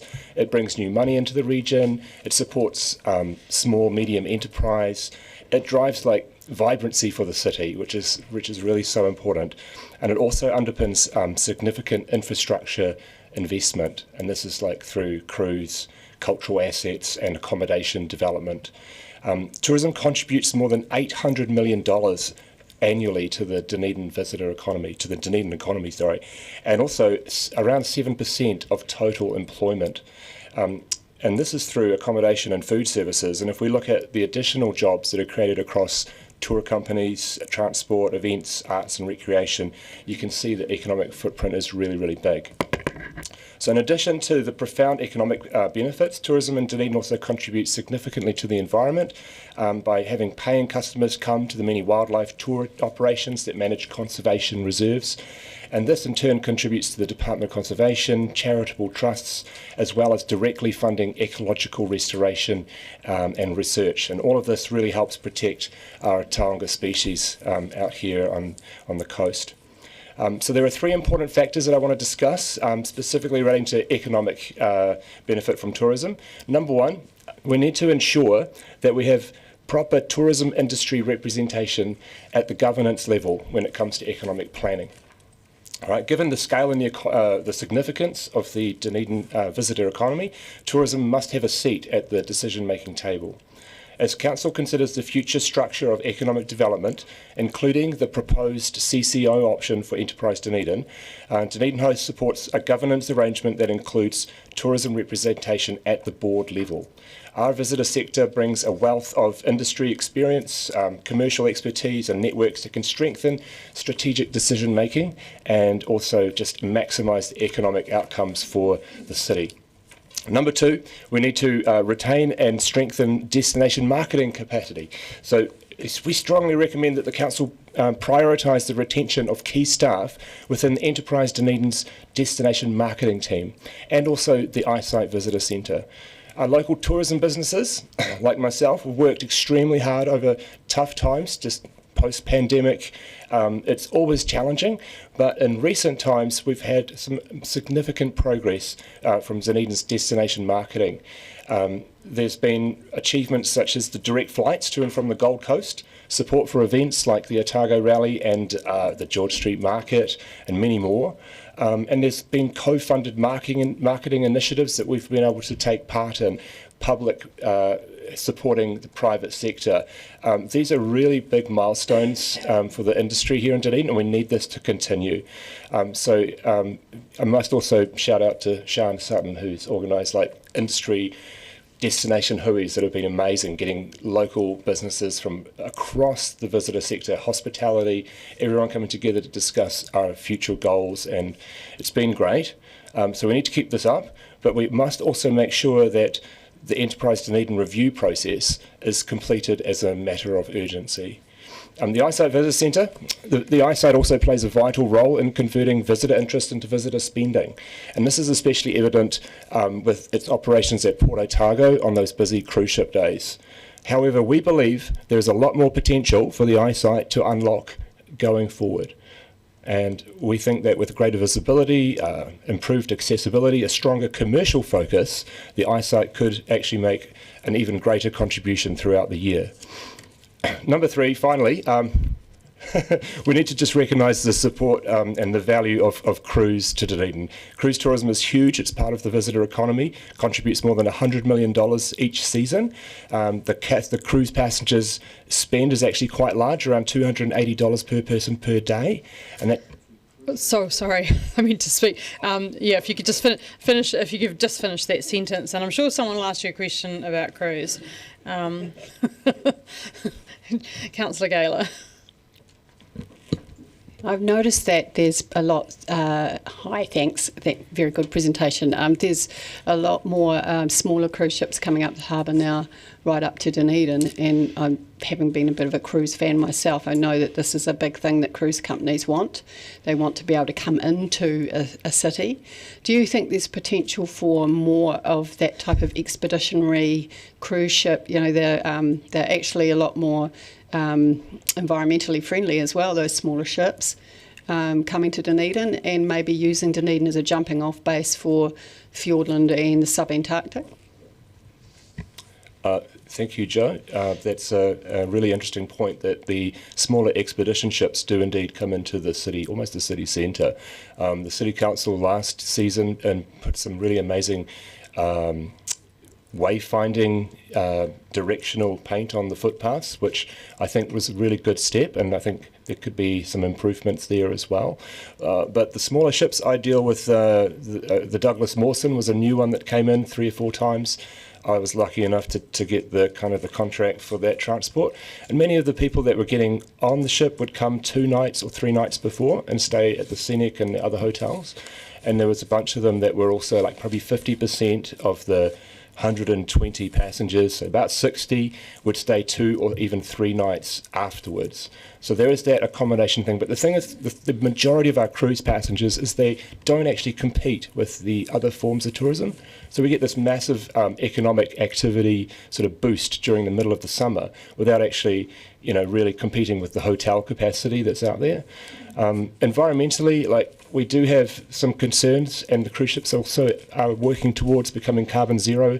But we need to look at the overall massive impact of the economic impact of the cruise ships, and then compare that to the cruise ships' emissions profile, which is actually quite modest when you compare it to other industries. So that's really important, that we're working towards a better environmental outcome, and that's just something that we want to sort of see growing and supporting. Councillor Walker.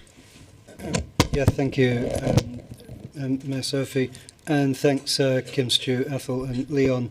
I was going to ask you about the environmental part of cruise ships, but I think you touched on that. So going back to your opening part around, you said you wanted a bigger role, then you wanted representation on a governance level. Can you just really quickly what would be your best case scenario in terms of that representation?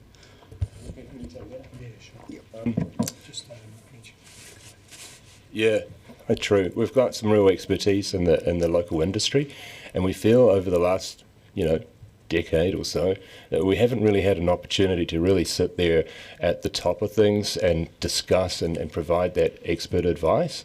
That's starting to change. We've been invited to join an advisory panel group, which was really constructive. I went to my first meeting the other week, and other members found it to be a worthwhile meeting, that we're going to meet again in 3 weeks. But yeah, just with the structural changes coming up, we've got a particularly talented member of our team, Kylie Rufiu-Karawana, and she runs an international tourism consultancy business alongside her local tour business Horizon Tours with her partner James. Like, they are just simply amazing at what Kylie does. She was instrumental in actually providing crucial structural info for the Dunedin destination plan that was worked on over the last couple of years. So we can sometimes just cut through the noise, and we can provide some really clear, constructive advice that can sometimes just make things a little bit easier for everybody to comprehend. We're tour guides, we're entertainers. We just like to, make an experience that's enjoyable as well as constructive. That's an advantage as well. But yeah, I just think the way things have been going with Enterprise Dunedin, we've seen some real positive progress. Really happy with it. A lot of our members, however, are not quite so sure about whether it should carry on in its current form. So we're all interested to see. We know public consultation is coming up for the CCO option. Many of us are preferring the CCO because of what we've had to put up with in the past. But we do feel that there's been some amazing progress, and we need to make sure that whatever the outcome, whether it stays in council or whether it goes to a council-controlled organisation, that the industry, the visitor sector, has a chance to sort of be there at the top level. I have a very quick question because you've got 6 seconds. How many members does Dunedin Host have? We have at least 40 paid-up members, would you say? But there's a lot more that just kind of come along and join in from time to time. We're out of time. Thank you. Okay. Thank you very much. Thank you. Thank you.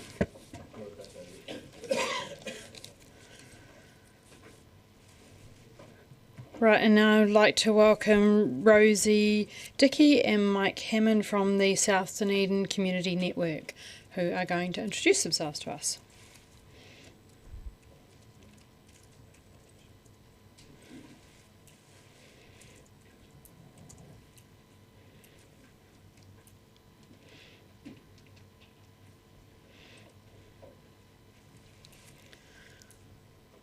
Kia ora, welcome. You know how to work the microphone, do you?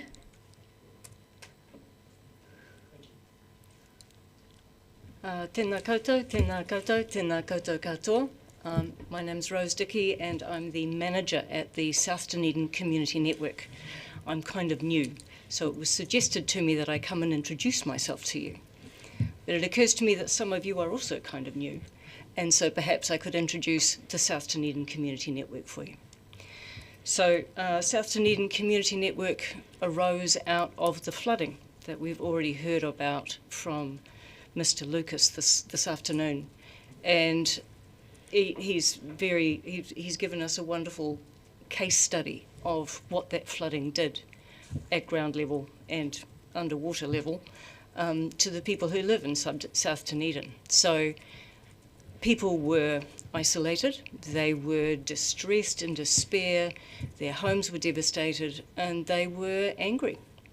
And so the inimitable Eleanor Doig started to talk to friends and people who lived around her about the state of things in South Dunedin, and they decided that they would work together to connect, to advocate, and to celebrate South Dunedin.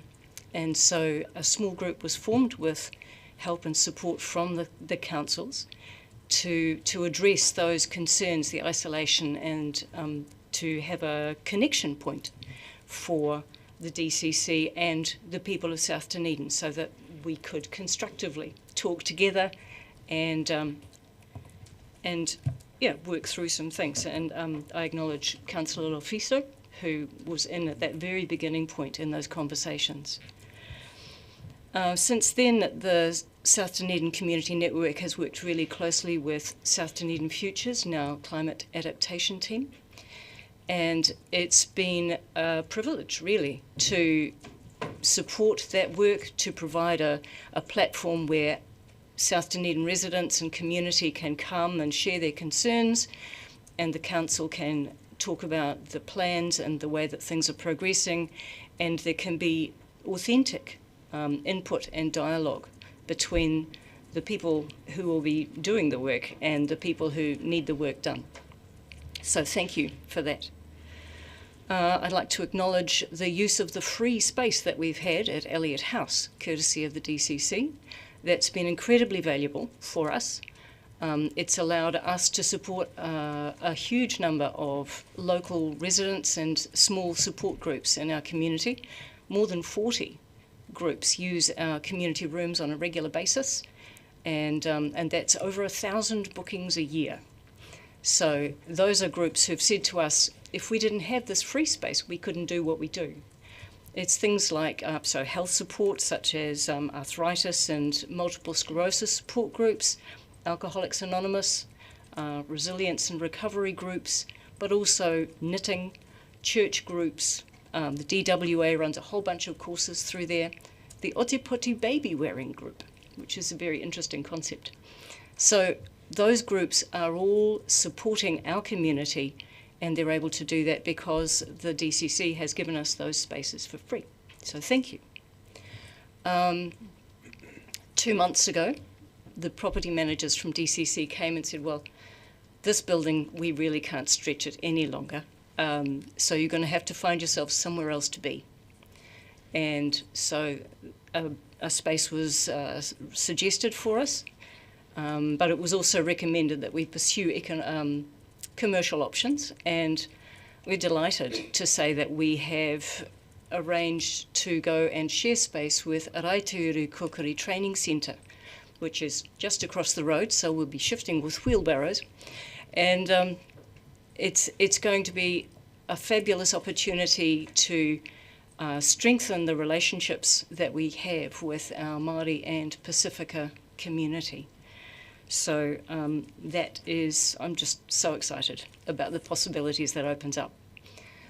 We do not yet have an official date for an opening, but as soon as I do, I will invite you all so that you can come and celebrate that new development with us.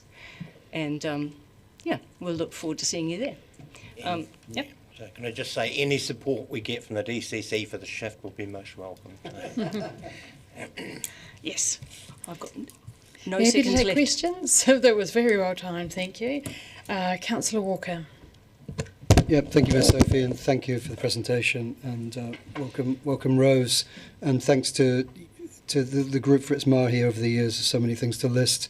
I was going to ask about accommodation, but you've covered that off. You are a recipient, and hopefully a grateful recipient of the place-based funding pool that we have here at the Dunedin City Council. Can you just maybe speak to the importance of that particular pool for the group's operation? Certainly. Thank you for your question.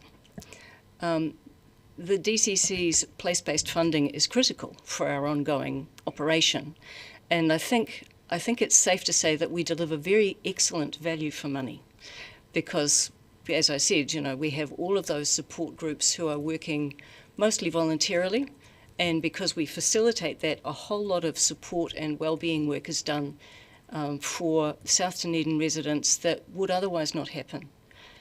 So I think that that's critical.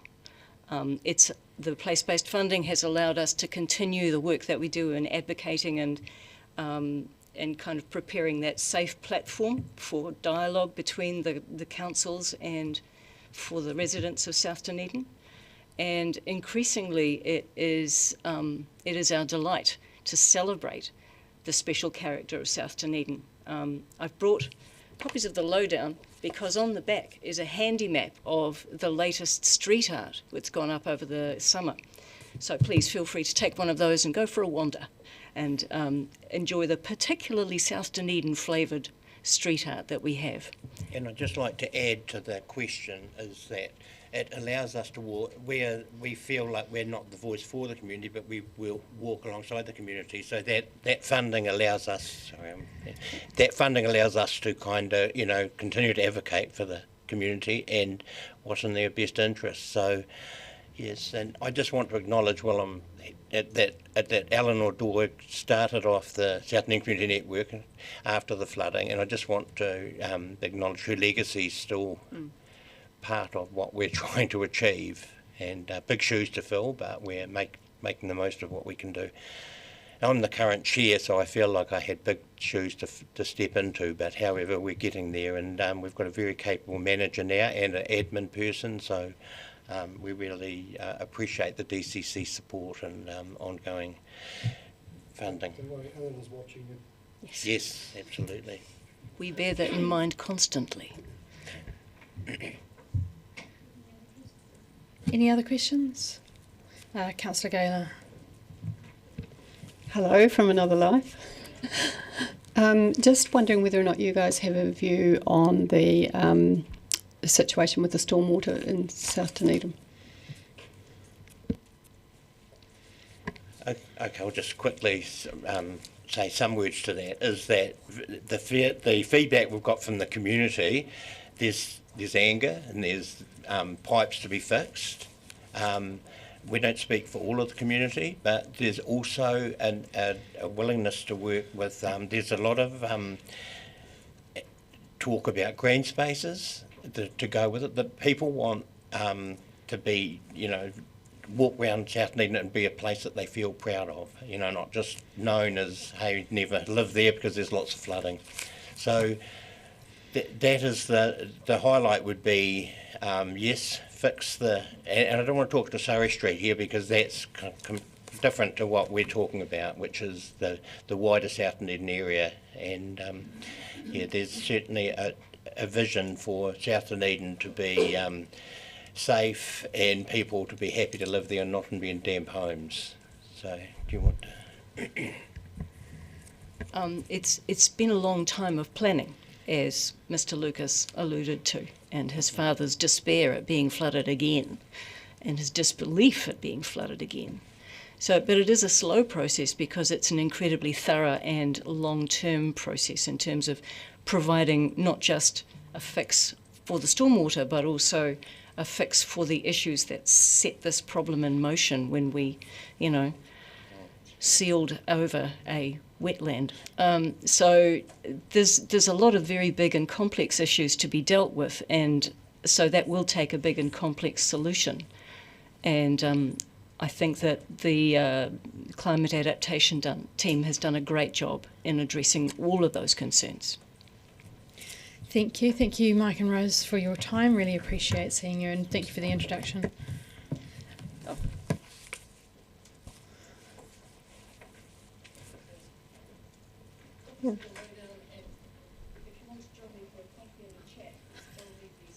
Thank you. We'll move back to item 9, the Ōtepoti Dunedin destination wrap up for summer 25-26. And I don't have anybody else on the list for questions. Did anybody have any more questions, or shall we move to moving the resolution? Item 9.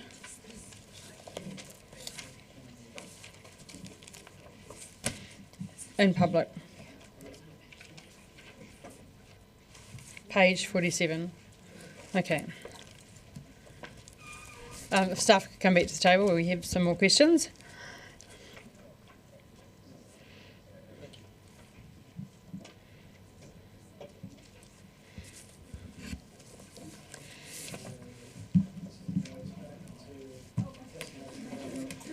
Page 47.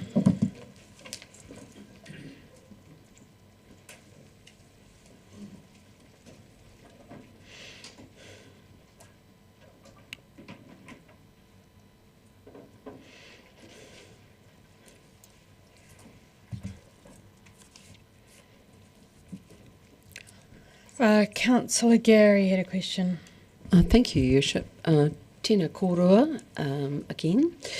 My question is around the operators, who obviously are a really important element in delivering the great results. They're one of the elements, and we've just met some of them who I've worked with in the tourism industry over a number of years. But I became aware of something last night, which was the TripAdvisor's Traveller's Choice for 2026 award, which went to port cruises, or the ferry service, and it's in the top 10% of world attractions, which I had to read that several times, which is amazing.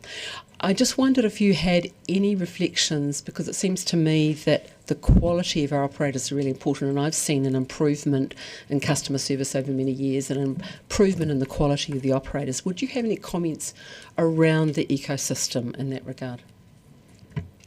Yes, it's certainly improved. And so TripAdvisor last year, the award went to Clearwater, and so they were in the top 10 of experiences through the whole of New Zealand.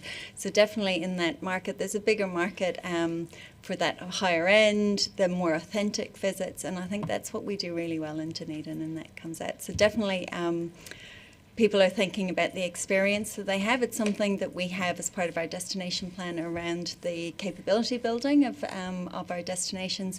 So we did some work the end of last year, bringing in Brad Rowe around some product development and product experience workshops, so people could look at what's the experience that the visitors are getting. Is it a unique one for Dunedin? How can they expand on that, and how can they make that experience one that stands out, that people want to get on TripAdvisor and say this was amazing?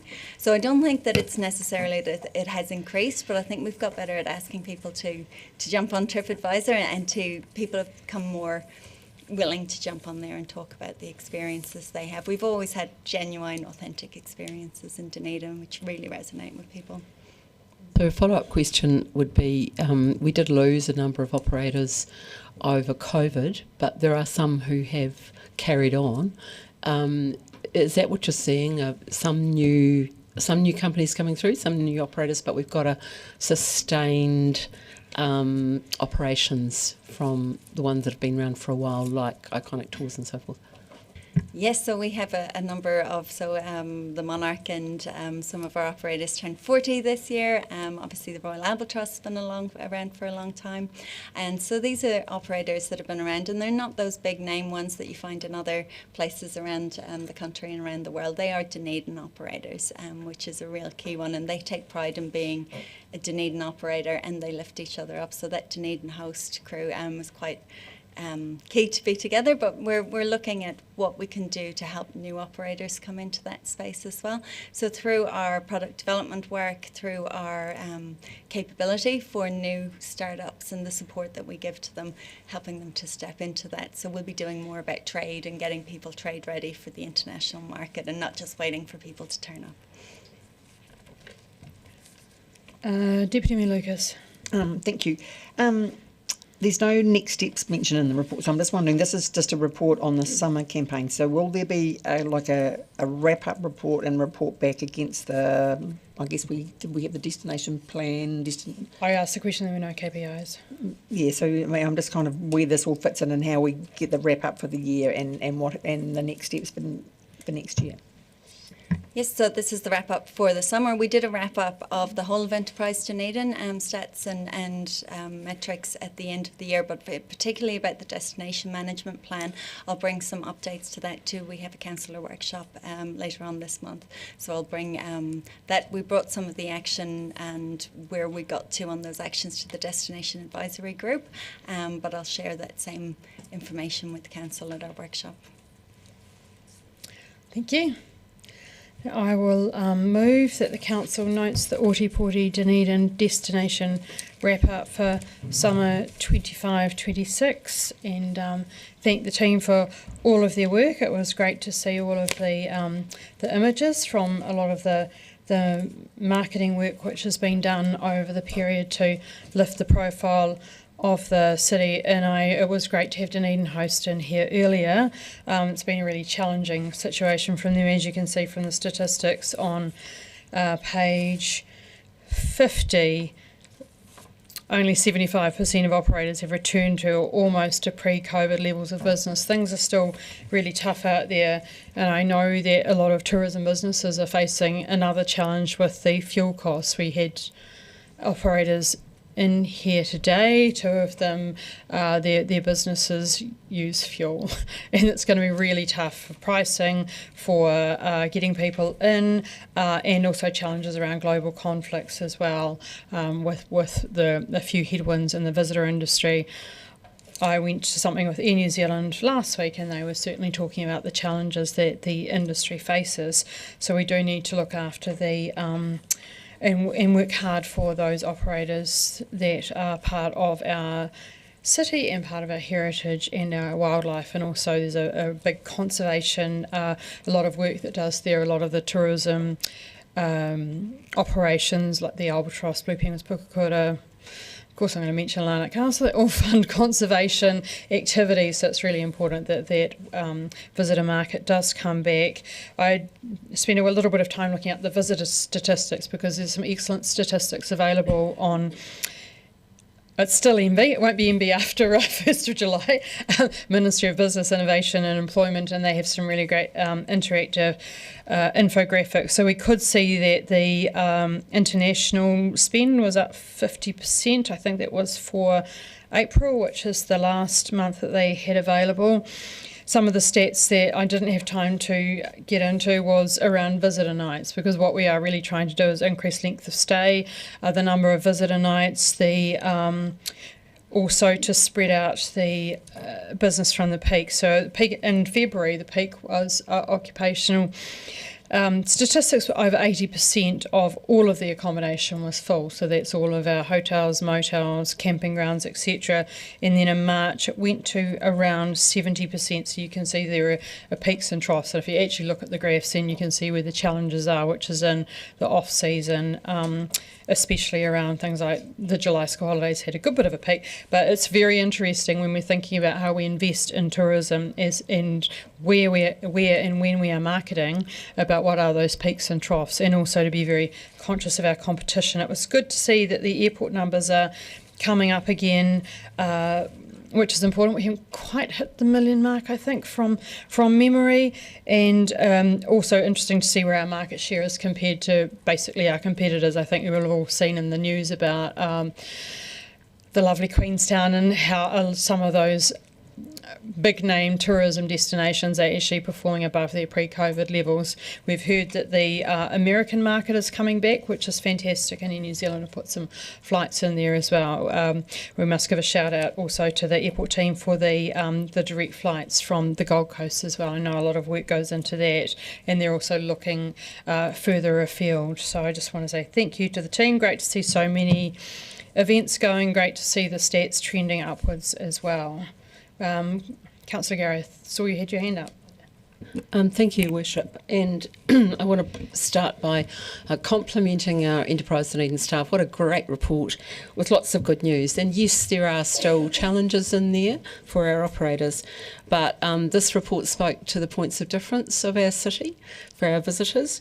And it also, I was delighted to see with our Dunedin Host visitors, people who I have worked with before and who I know to be quality operators delivering amazing customer service such that people want to come back. But I cannot overlook this opportunity to mention 2 things, because I think this is really quite remarkable. The first is that in this month, our Film Dunedin showreel, which was directed and filmed in-house by our amazing staff and involved people from the community, and I spoke to somebody last evening who did the costumes, who's done the costumes for Avatar for goodness sake. That's the kind of talent we have in this place.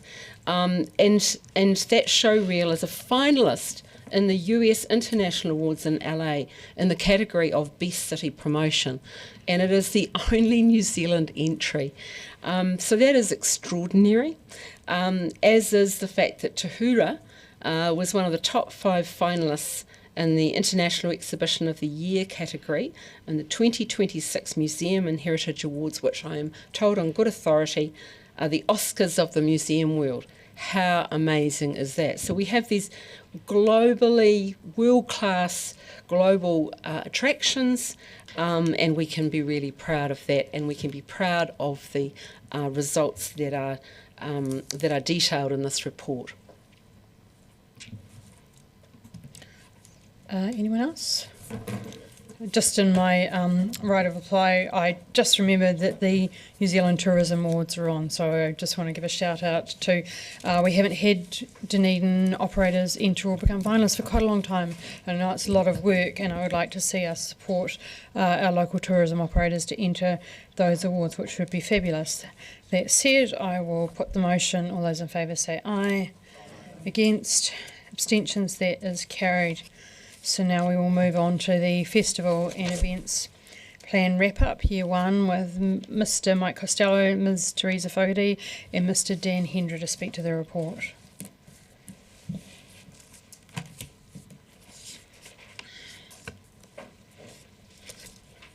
Page 82.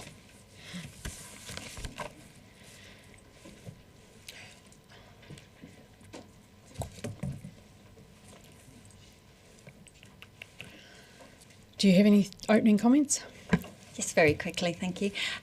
Speaking to some of the points we've already heard today, so the festival events plan was put together, tabled to council. We put a implemented budget against it, and council liked it so much we moved that forward. So we jumped into it a lot quicker without the planning stage, and we're really delighted to get to the end of Year 1 with some amazing opportunities through here.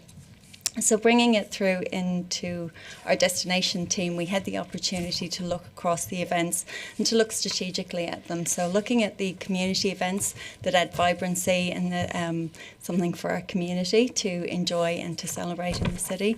We looked at the events that council runs. What can we do? Look at the events that council supports. So what are those highlight activities, events and experiences that bring people in from around the country and potentially from around the world, and what can we do to help them to bring more people in, to make themselves more sustainable, so that in future they're not always relying on community support for it, that they can become stand on their own legs, and then we can encourage more really great things to come through from our community into that space. We're encouraging events throughout the year so that we're backing up those shoulder seasons and making sure people are arriving throughout the year as well. And with our procurement, looking for those big events, either ones that are one-offs that we can bring into the town or ones that we can make our own. So those are kind of our multi-pronged approach on the festival events plan that you'll see through the report that you have in front of you. Councillor Van Vis. You've said just now that you're looking at events that council support, bringing people in from around the country and from around the world. Given that you want to bring people from around the country and from around the world here, why is it that you use Let's Celebrate Ōtepoti rather than Dunedin? Because people from around the country, and especially from around the world, would have no idea what Ōtepoti was. And it doesn't identify where you want to bring them to.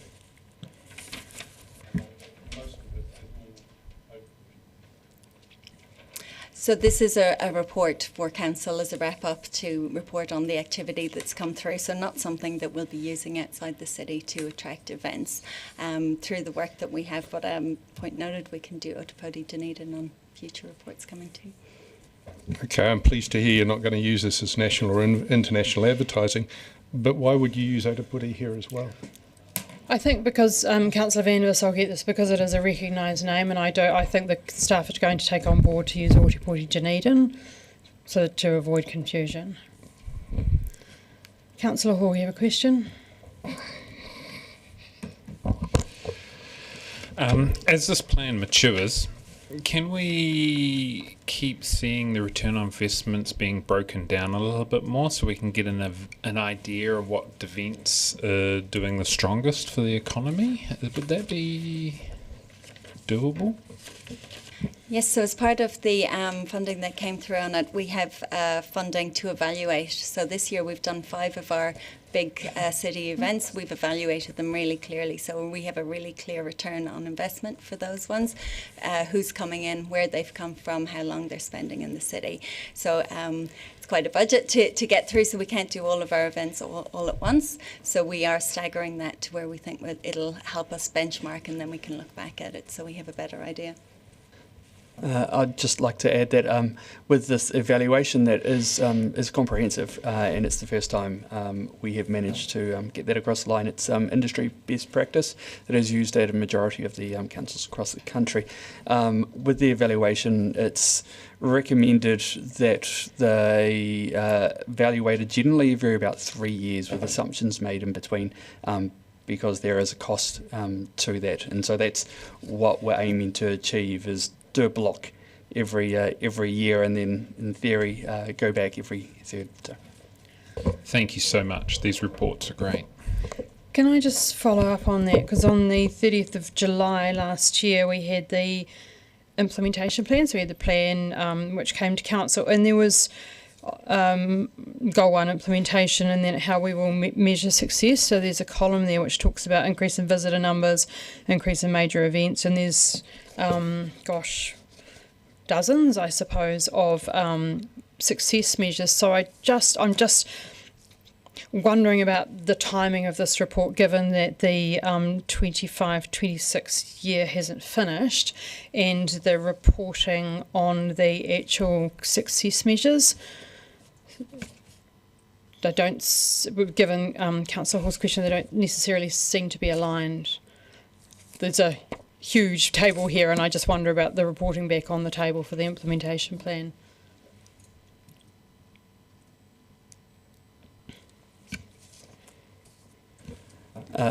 Thank you. I guess we wanted to get this into this financial year just to get some visibility of what's been going on, but the aim in the future is to wrap that up at the end of the financial year, so you get the full period there.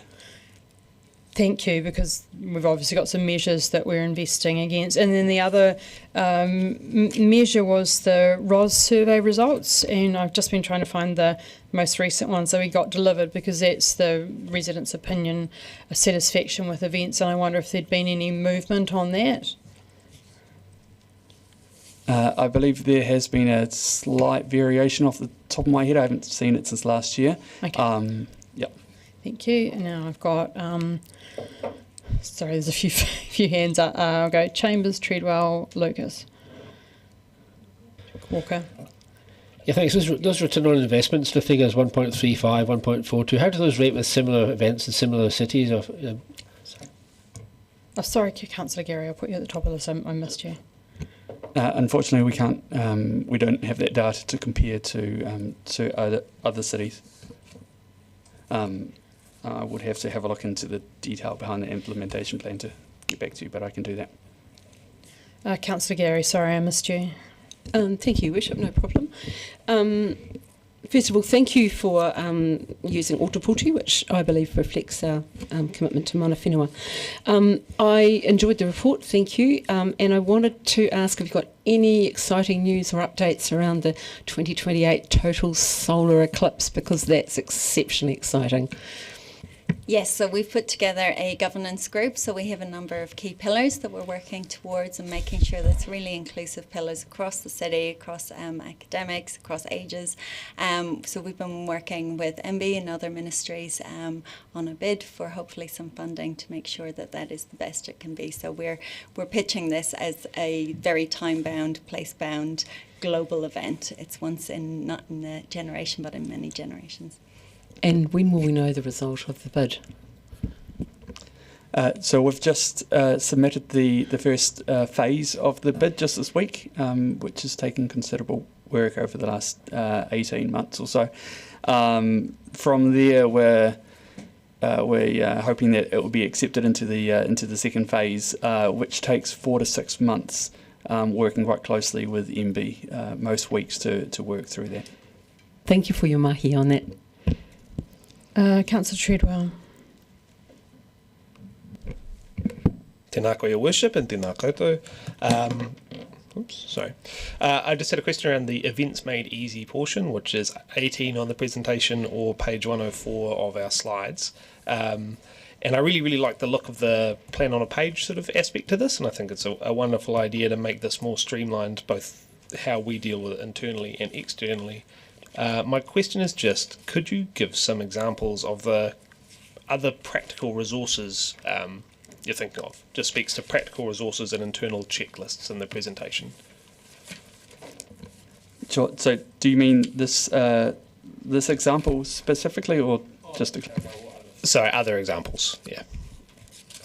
So a key part of my team's work is to directly engage the wider community, and that's through things such as one-on-one with event organisers, depending on the aspiration behind their event. That could be small grassroots community, right through to larger national and such events. And so that's part of the BAU. We also have capability building, which is incredibly important. This is a key part of our strategy, so it's more of a long-term focus for us. And so late last year, as an example, the team delivered a how to run an event workshop that was incredibly well attended. I think there was about 60 attendees, which is significant for the industry.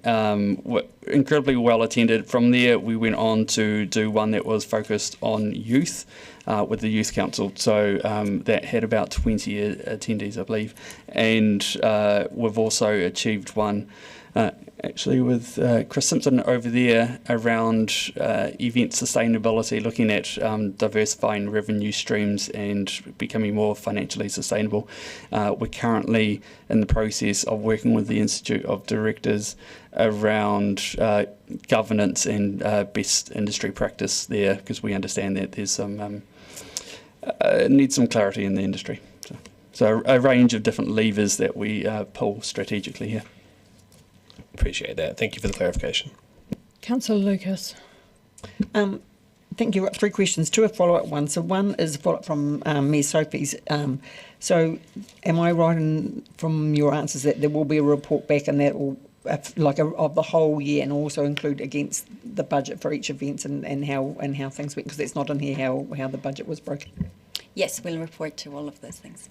Thank you. And also my other follow-up question is in relation to Councillor Gary about the CLIP. So you talked about a governance group. So does that include, obviously, if you're intending to attract as many people, transport, obviously the airport, because you mentioned university and something else. I'm really concerned about that. The infrastructure is here too, if we're going to cope with that many people coming in a very short period of time. Yes, so the initial one was looking at what the programme could be and how we build that towards the funding. So that's that layer, but definitely the action plan, infrastructure, how people are going to get in, how they'll move around, making sure that we have capacity in all of the things that need to happen around visitors coming into the city. So that's the next leg, and that's happening just now. That's great, thank you. And my actual question was to do with the new festival foundations, and which is on page 97 of our report, and I'm a little bit confused because it doesn't have a date there. It just says will launch in 2027, but then on page 91 it talks about it that it's happening. It happened in February 2026. So our festival and events plan is about building our events calendar. So I would be very surprised if we were going to put it into an already very full February. So am I missing something here? I'm not sure when this is going to be, because I think the original heritage, and I'm looking across at my colleague across the table, was September, October. Yeah. Sure. So what we've identified is Dunedin does not have a current signature event in the city, and so the aim behind Foundation Festival and the Eclipse and beyond the Eclipse is essentially to set up a summer signature event and a winter signature event. So Foundation Festival, what we've been reviewing and developing is this would be an overarching festival that would be sitting across key events that already exist and then lifting up the heritage element within that. So when would that take place? That's what my concern is when would that take place? Sure. So we're looking at February because it would be looking at the summer event series. So why would we add more events into February when we're already in February, if I look here, it says peak season. We've got Waitangi Day, we've got George Street, we've got Chinese Cultural Festival, we've got Chinese New Year, we've got Toitu Lantern displays, part of Chinese New Year. Plus I know we've got Flow Week, O Week. So, February is pretty jam-packed already, so why would we put another one into February? It will be an overarching brand for a number of existing events and adding these in. So a lot of cities have signature events in the summer period. We're currently not having that, and so the idea of building to developing the one in summer and again in winter and using the Eclipse as that catalyst. So not in January, when there's very little on in January? Currently, the one that we've got drafted for next year is in early February, so close to January.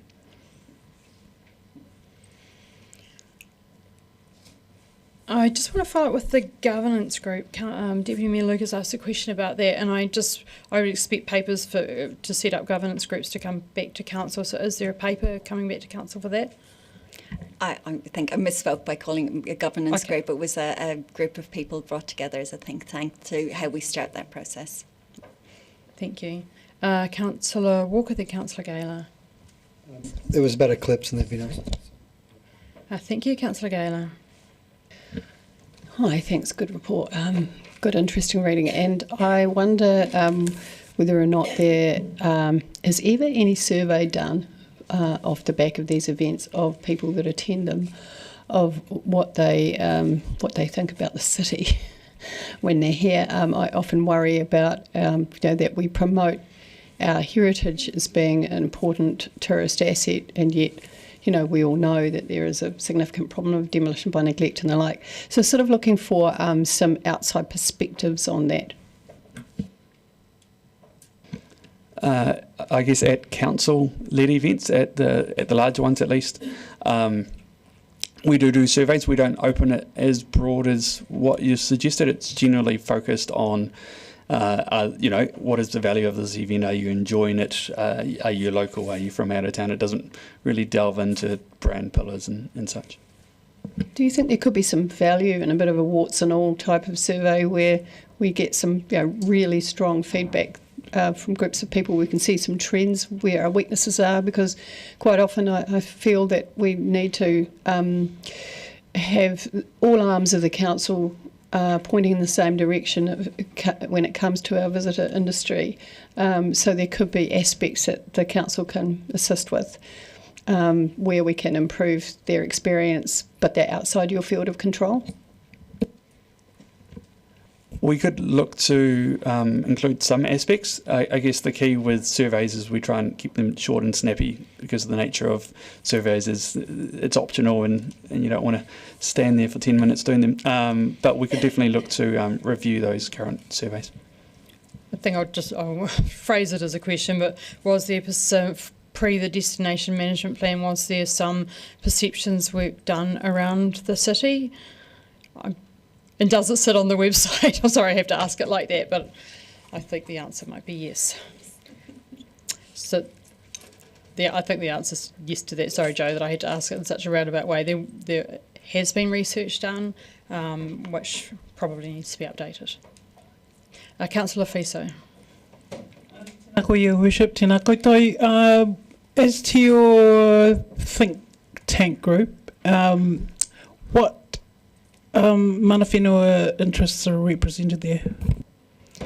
We went to Runaka and asked for a representative, and so Paulette Tamati Elif is chairing that group at the moment. Councillor Sims. Thank you, Mayor Sophie, and thank you, team, for what you've done here.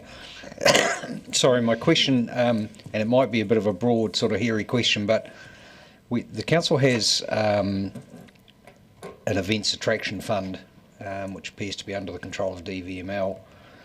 Are we approaching a period where we should give up on trying to attract these big Hail Mary events to Dunedin and perhaps apply that fund to look towards attracting smaller but more often events to Dunedin, more in line with what we can realistically achieve?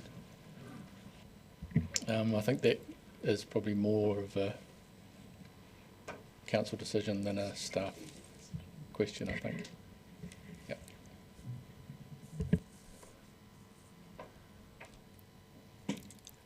We had a workshop on something similar, possibly pre your joining council. I'm happy to share that work with you. If there's no more questions, I will move the resolution. Thank you, team.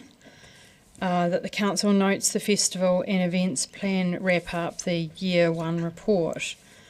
In moving this, I'd like to thank the staff. It's a really good work on implementing the new festivals and events plan, which we had a report on the 30th of July 2025 when we adopted the plan. Back in January 2025, we significantly increased the budget for the year 25-26. We upped the budget by $800,000. For the year 26-27, the budget was increased by $1.2 million, and for the year 27-28, the budget was increased by $1.1 million. So that's sitting within our budgets now. So we were, as a previous council, absolutely committed to trying to make a significant shift in our events, and these had a number of outcomes that we got in our implementation plans. That's why I asked the questions about how we're performing against the outcomes, because it was a significant increase in investment from the city. So I will look forward to getting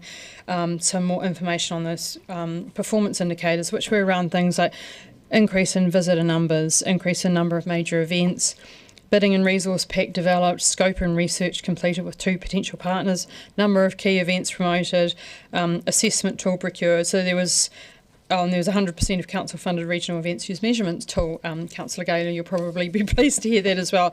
So there were quite a huge number of things to be done and to be measured. So it was actually quite a significant workload there as well, and that we also needed to think about shifting the dial on our residents' opinion survey, because a huge part of our key customer base for the events is our residents, so we do need to keep an eye on those statistics as well. When we're talking about our levels of service and going into our annual plan and our long-term plan, we need to make sure that we are delivering at a level of service that our community accept. I listened carefully to Deputy Mayor Lucas talking about the Foundations Festival, and I too have concerns around the timing of that, because February is peak period with over 80% occupancy in our accommodation, and I know it's a significantly challenging period for operators. The purpose of the events investment, and why I have supported events investment all along, was to try and shift things to the shoulder season into the off season, because we are, as a city, often very, very busy and very full, and especially in those peak months like February, when we've got all of our students and their parents who buy them lots of stuff, which is great and increases retail, coming in February. It's peak season for our very wealthy American friends who come in and have significant spend in the city as well. So I would like to see something like the Foundations festivals move to off season. I do remember at one stage when I was on the grants subcommittee talking about whether we would fund events in the October through to March, which were busy-ish seasons, and it's disappointing that there's nothing really happening in October. That said, I think the team have done a great job. It's year 1 of doing this plan, and I commend them for their work. Would anyone else like to speak? Councillor Weatherall. Thank you, Mayor Sophie. This is absolutely fantastic. I wish to thank the events team on what appears to have been a very successful first year under the refreshed plan. Yet, to be perfectly honest, it was always destined for success given the fantastic personalities we have working in this space. What has impressed me most is the team has been smarter about where and when we invest. Rather than putting all our eggs in one basket, events have been spread more strategically throughout the year, meaning Dunedin now seems to have found something to celebrate in almost every season. So thanks to former Councillor Bill Ackland and the previous council for the increased investment in this space. Success builds confidence, which contributes to the positive vibe of the entire city. I particularly like the fact that we've moved beyond the old approach of waiting for big events to save the day. It's a bit like fishing. It's much better to catch lots of fish throughout the year than spend all your money chasing one whale. And I ask Council to take that into mind when making a decision later in the day, which I know I will definitely be torn. In local government, we spend plenty of time talking about problems, risks and constraints. And it's refreshing to receive a report that shows what can happen when people focus on opportunities. So thank you to everyone involved. You've given us more events, more visitors, more activity and more reasons to be proud of our city. The only downside is that you're setting the bar uncomfortably high for next year's report. Thank you. Any other speakers? Therefore, I will put the motion. All those in favour say aye. Anyone against? That is carried, and I will move the resolution to exclude the public. Oh, sorry. Number 7. What? Oh gosh, how could I have missed that? Sorry, I was turning the page and seeing where we're up to. Let's go back to item 7, which is welcome, Dr. Johnson. I'm sure this is a big moment for you.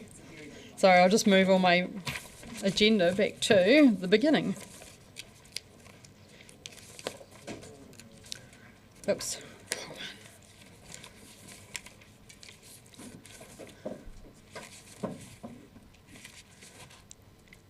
Right, page 31.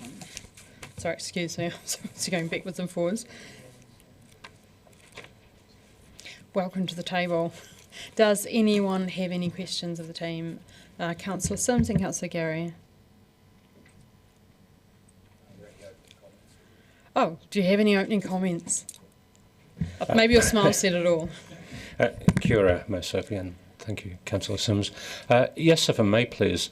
Just really a reflection. You know, we talk a lot at the moment around the broader programme of changes that's upon us, where we are, where we'll be in a few months' time, we'll be in a few years' time. But I think this is an appropriate moment to just pause and reflect in terms of the very significant body of work that has gone before, that has led us to where we are today. And equally, if I may, I'd like to thank our very capable, competent staff led by Dr. Johnson, and the work of council. This council and previous councils has crafted a plan that defines, crafted a district plan that defines Dunedin, holds true to the character and the nature of the region and the blend between the urban form and the rural form, all blended together. So I just really thought it was worth just reflecting on what's gone before, where are we today, and how we'll use this as a stepping stone to make sure that the planning position for Dunedin is equally as rigorous and robust as we go forward. Councillor Sims, question? Thank you, Mayor Sophie and Dr. Johnson, Mr. Ward, for your work and those comments. I think, Mr. Ward, I've got 4 questions. They're short questions and they're possibly naive first-term councillor questions, so bear with me. The RMA 1991 requires the DCC to review plan details every 10 years at least. When does that 10-year clock start ticking? So, excuse me, the 10-year, sorry, I've been sitting still for too long. My voice stopped working. Sorry. The 10-year plan, the clock is on each provision. And so often what councils do is a full plan review closer to, every 15, 20 years, and they do rolling reviews of chapters so that each plan chapter or area of provisions gets reviewed roughly every 10 years. Thank you. And what impact does the RMA reform currently before Parliament have on the obligation to produce a district plan? And so it changes it fundamentally. So we'll be moving into a new system with timeframes that are set in the planning bill, which we're expecting report back from Select Committee later this month. So that's not too far away in terms of getting a final act. That act will set timeframes, and the way it was proposed in the bill is that all councils will be operating to the same timeframes, and that they will be operating in a much more centralized system. So we would be following the timeframes set out in the new legislation. Thank you. And is it usual to take more than 10 years from notification to full implementation? Yes, sadly it has been commonplace in New Zealand, and part of the criticism, I suppose, of the RMA is just the cost and time involved in plan reviews. It's a highly public process that enables a large number of submissions, and it's fairly cheap and easy to appeal plan provisions. So plans do tend to take a long time to make their way through, particularly in more active communities, so communities that have more active submitters and appellants. Thank you. Sorry, my final question, with the Chair's forbearance. Is it usual to end up in the Environment Court 7 times during the process? Is that a usual? I'd say that's quite a very low number. We have our the number of appeals that we settled through either informal mediation or court-assisted mediation is extremely high. Yeah, I think we did very well. Councillor Gary. Asked and answered. Are there any other questions? Councillor Gaylor, then Councillor Chambers. Councillor Gaylor. Just noting the Environment Court question, do you think that having this settled now, we're going to have fewer environmental court cases? And also, do you think the new legislation will reduce the amount of environment court situations we have to face? Under the new legislation, the ability to appeal plan provisions is reduced. So certainly sort of those substantive seeking changes to the plan appeals will reduce. However, there's other types of cases that you get which are sort of interpretive cases when either the law or national planning direction isn't clear, and you end up having to go to court to settle a dispute of what it means. And those are sort of more legal-driven cases, and it's likely that there'll be an increase of those early in the system. That's been pretty typical every time we've had national planning direction. Inevitably, the drafting isn't quite as clear as you'd like it to be, and then parties argue about what it actually says. And so it'll probably get slightly worse before it gets better. And do you have any idea of the cost of this whole process, this 10-year process? I thought somebody might ask, so I asked finance to look up the numbers for us. So the total cost of the plan all the way through the appeal, so that's the costs of, not including staff salaries, but including all the consultants, the hearing costs, so including having commissioners and whatnot and lawyers, $11 million. And do you think that under the new planning legislation, you're going to have to do this all over again and this is going to be chucked out? Absolutely, yeah. We will be required to do a new plan in a completely different format. So it will.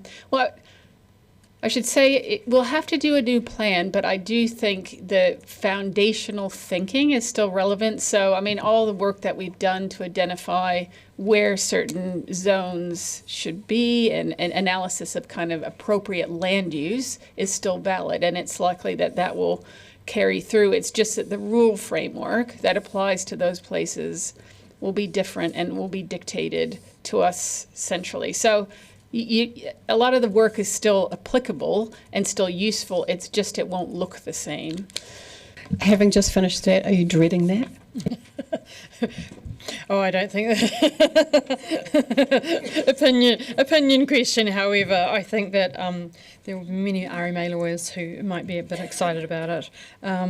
Councillor Chambers. Yeah, thanks. Yeah, obviously as a new councillor, I was a bit. You receive a paper and there's no report attached to it, and I thought, where is it? Where is this finalised plan? And because I remember receiving the original plan as a citizen, as a ratepayer, 10 years ago. But then I got online, looked up all these documents, and I found enormous documents of court cases and inquiries. But I gather that now all the appeals are over. And so we now can put a final stamp on this plan, finished.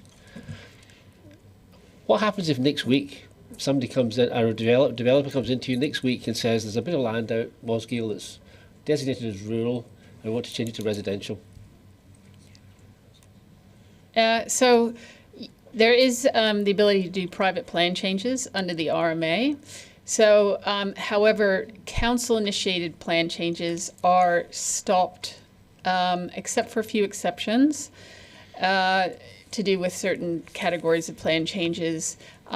So interestingly, if a developer came to council, we have a choice of either adopting their plan change or having them process it. But if we adopt their plan change and make it our own, then we can't do it. But if they were to proceed, so it's a legal gray area, and it doesn't seem like a lot of private plan changes are happening across the country because of that oddity, that if we were to support it and say we think that's a great place, then it couldn't be done. But we'd almost have to oppose it in order for it to go ahead. Sudden silence around the table. Do anyone have any other questions? Councillor Deputy Mayor Lucas has indicated that she wishes to move, and I was going to say Councillor Walker might like to second, given the amount of work you also did on this. Would you like to speak to it? I would like to speak to it, and thank you, Mr. Ward, for reflecting on this very significant moment in time. And I know Dr. Johnson and her team and the many people who have been involved in this, see this as a major milestone in the history for Dunedin City Council to finally get the second generation plan fully operative. And just to put a few things in context, it was started in 2012. That's like 14 years ago. Notified in September 2015 with over 1,000 submissions, and then another 450 odd submissions on those submissions.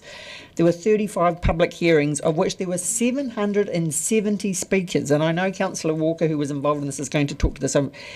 There were 29 decision reports, 83 appeals with 381 appeal points, and only 8 appeal points for 7 of those appeals were determined through the Environment Court. So to your question, Councillor Sims, I thought that was incredible to only have that few to go to the Environment Court, and the rest were either withdrawn or addressed through mediation agreements or consent orders.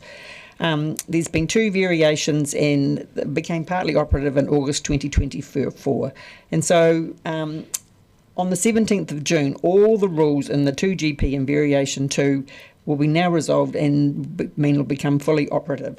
And that is a significant milestone. And Councillor Chambers, to your question about where was the 2GP to read, and I remember back in the previous life having to proofread the original district plan. They needed somebody with fresh eyes.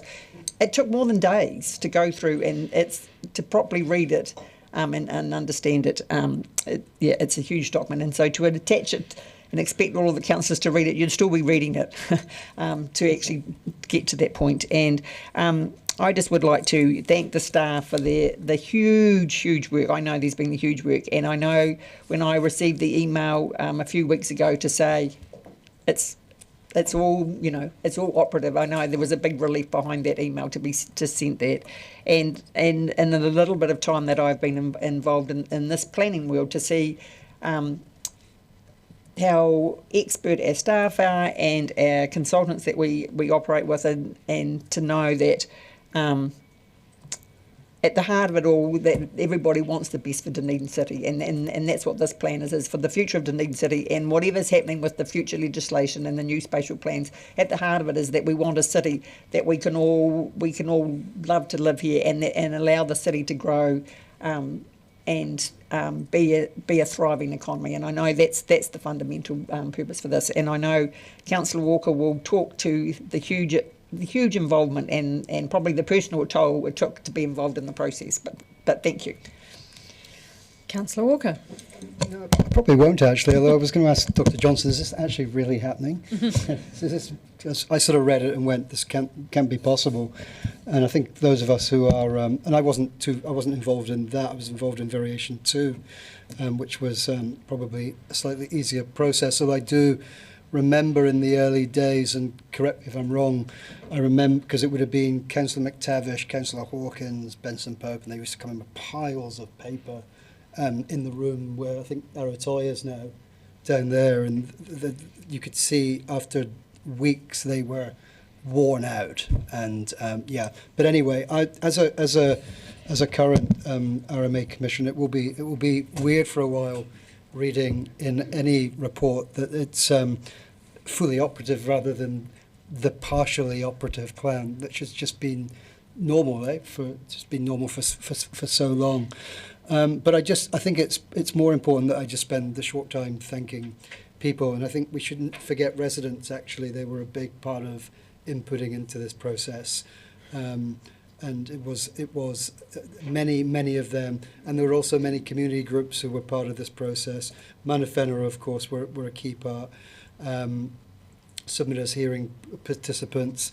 The list is wrong, and not forgetting councils past, councillors past, commissioners, of course, and staff across the whole organisation, which ends, of course, with the incredible Dr. Johnson, who will probably be embarrassed when I sing her praises. She is a literal superstar, and I don't say that lightly. And I don't think much of what has happened in this space would have happened without you, Dr. Johnson. And having worked with you, your skill, knowledge, and patience is quite outstanding. And your intelligence is incredible. Many times during Variation 2, in fact, this week I was just involved with a hearing that involved an overlay from Variation 2, so it brought back some memories. But during that process, myself and former Councillor O'Malley were often sitting there scratching our heads, looking for some inspiration from somewhere, and you were the one who usually said something or found something that made things not only tangible and understandable, but moved us forward. So thank you very much. I think you're getting, I cannot understate the work that Dr. Johnson has done on this, and well done. Can't wait to the next one. Councillor Carey. Thank you, Your Worship. In 2012, when this process started, I was on the community board, and in 2016, when the panel was initiated, I became an RMA commissioner, and still am. So I've seen it from all perspectives, and I recall the level of engagement with the community, which was really quite astounding. And this is a really momentous day. Don't underestimate it. A really momentous day. I wanted to just name the people on the panel, the 2GP hearings panel, who were there from 2016 to 18. David Collins, the independent chair. Gary Ray, the independent deputy chair. Then councillors David Benson Pope, Aaron Hawkins, Ginty McTavish, and Kate Wilson. And Mr. Waters is correct. A huge body of work extraordinary. And I too want to add my my affirmation of and considerable thanks to Dr. Johnson for her exceptional leadership through this very long and complex process, and to her team, some who've come and gone in that time, but they have done an exceptional job. So let's not underestimate that at all. It's quite a day, and I'm with Councillor Walker, and it'll be very strange doing hearings and looking through the papers as an RMA Commissioner and seeing fully operative in that paperwork. I look forward to it. Councillor Hall. Thank you, Bishop. I am a Johnny-come-lately, but I still want to acknowledge the amount of work that has gone into this over many years. As I've heard stories from my dad, this has been a huge process with lots of submissions, hearings, appeals, mediations. Making the 2GP fully operative feels like an important milestone for the city, and it's good to finally have that legal status cleared up. Councillor Gaylor. I too was part of the process from the other side, actually. We were in the Southern Heritage Trust, we were making a lot of submissions, and I remember looking at the massive complex documents and trying to work out what was what and what was happening in the city and where the overlays were going to be. In particular, intensification, which was of huge interest to us given the amount of heritage areas that we have in the city. So therefore I would sort of temper the praise today with my concerns that ongoing, that we still have an issue with that has seen the likes of a beautiful old home in Stewart Street come down, where I don't know whether or not our planning laws have got this right, particularly the intensification, which, as I remember Aaron Hawkins saying, that it was due to wanting to alleviate a housing crisis, and that we would also have more houses close to public transport and the like. I'm not really sure that's eventuated or eventuating. Instead, what we have is an overlay over the top of a very important heritage area for Dunedin.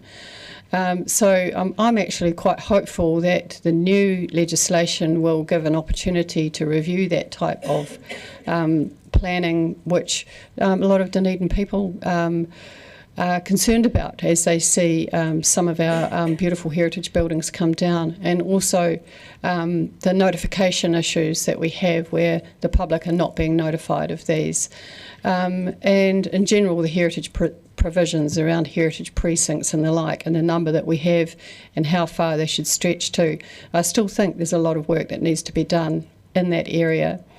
And in particular involving our community in these planning issues, which are so important to so many of us as we all live in the city and want our city to continue to have the amenity and the street amenity and the streetscapes that we know and love. So yeah, I acknowledge there's a lot of work here, and it's been, and I've seen Dr. Johnson at many of these hearings, and hats off to her for her work. However, I think we've got a long way to go before we get this right. Thank you. Well, it's been raised, so I guess we'll continue on with the spectre of the new planning rules, and I've been extremely concerned about the new planning rules, especially as they relate to heritage issues, because I think it will make the new planning rules that the government's planning on putting in will probably make things much worse, especially with regulatory relief, and I believe it will be harder for us to protect our heritage. There will be less opportunity for public engagement and consultation during these new rules. I'm guessing because they haven't been passed yet, but that is what was put ahead of us. And then my other concern is around what's cost us $11 million to get this far. It's around about $1 million a year, and that's the actual cost of putting these plans together and responding to government, which is an unfunded mandate, which falls upon our ratepayers. That said, let's turn to the great news, which is that Part 1 is finished. As an RMA Commissioner, I had a small involvement in the huge process around the heritage buildings and the variation around those. I do just want to pay tribute to the excellent staff around that. As Commissioner sitting on the on the hearings panel. The staff are just amazing. We just couldn't do it without them, quite frankly, and everyone that supports the staff to help us get through. I was going to try and find today the very battered I Survived the 2GP mug, because I have seen one in amongst the mugs at council and I couldn't find it yesterday. I had a quick look today, but maybe we'll have a finder's fee of a chocolate fish, because you've got one, because I think that is a treasure of a long and involved process that many people have survived, and a tribute to all of the people that have done the work along the way. And the key to this, it sounds awfully boring, second generation plan, etc., is making sure that we have a great city to live in, that we've got great planning, so that we go back to the purpose of it, which is under the current RMA, is to promote sustainable management, to sustain, enables people and communities to provide for the social, economic and cultural well-being for their health and safety, protecting, I'm paraphrasing, protecting natural and physical resources, safeguarding the life-supporting capacity of air, water, soil and ecosystems, avoiding, remedying or mitigating any adverse effects of activities on the environment. And then there's lots and lots more words, which is why it took quite so long to get together. But really it is about looking after our city, looking after our environment, making sure that we have sensible, good planning to ensure that we have a fantastic city to live in, and that we actually have influence over our own city. I'll raise another spectre about amalgamation and reforms as well, is that we like to be able to make decisions as a community about the city that we live in, what form it's going to take. That said, I will again thank the staff very much, and haven't got any more speakers, so you're right of reply. Did anyone else wish to speak? So just briefly, and thank you, Councillor Gary, for acknowledging those former councillors who dedicated a huge amount of their time to sit on all those hearings and read all of that. That was a huge commitment, and I don't think, as a relatively new councillor, that I think many of us have any idea of the huge workload that is involved in getting to this point. And I think looking across at Dr. Johnson, and I think she's not someone, and her team are not someone who think that we've ever reached perfection and this is the end point. And if it hadn't been for the government, there would have been various variations or plan changes that we're advocating, that were things that we realised that we could do better on. And I think that's the kind of professionals that we employ, who always look to see how they could do better. And I think the concern is going forward with the new legislation is there's going to be less notification, and people are going to be more disturbed about what's happening in their neighbourhoods. Then I don't necessarily think we're going to end up in a better place. I think the public at the moment think it's going to be great because the RME is going to be changed, but I think in reality that may not actually be the case. But just once again, a major momentous day, and hopefully, and I know the team have already celebrated, but it is definitely a celebration day for the team. I will now put the motion. All those in favour say aye. Aye. Against? Abstentions? That is carried. I'm okay to move into non-public now, thank you. I'll move a resolution to... Oh yes, let's give the team a clap before they go. Well done. I move that the Council, pursuant to the provisions of the Local Government Official Information and Meetings Act 87, exclude the public from meeting for the reasons outlined in the agenda, and that Mr Chris Simpson be permitted to remain in the meeting because of his knowledge for the item C2, Major Event Proposal Update. His knowledge will be of assistance in relation to the matters discussed. So I adjourn the meeting for, I'm going to go 15 minutes to 10 to 3, so we can have a cup of tea. Second, Deputy Mayor Lucas. All those in favour say aye. Against, that is carried.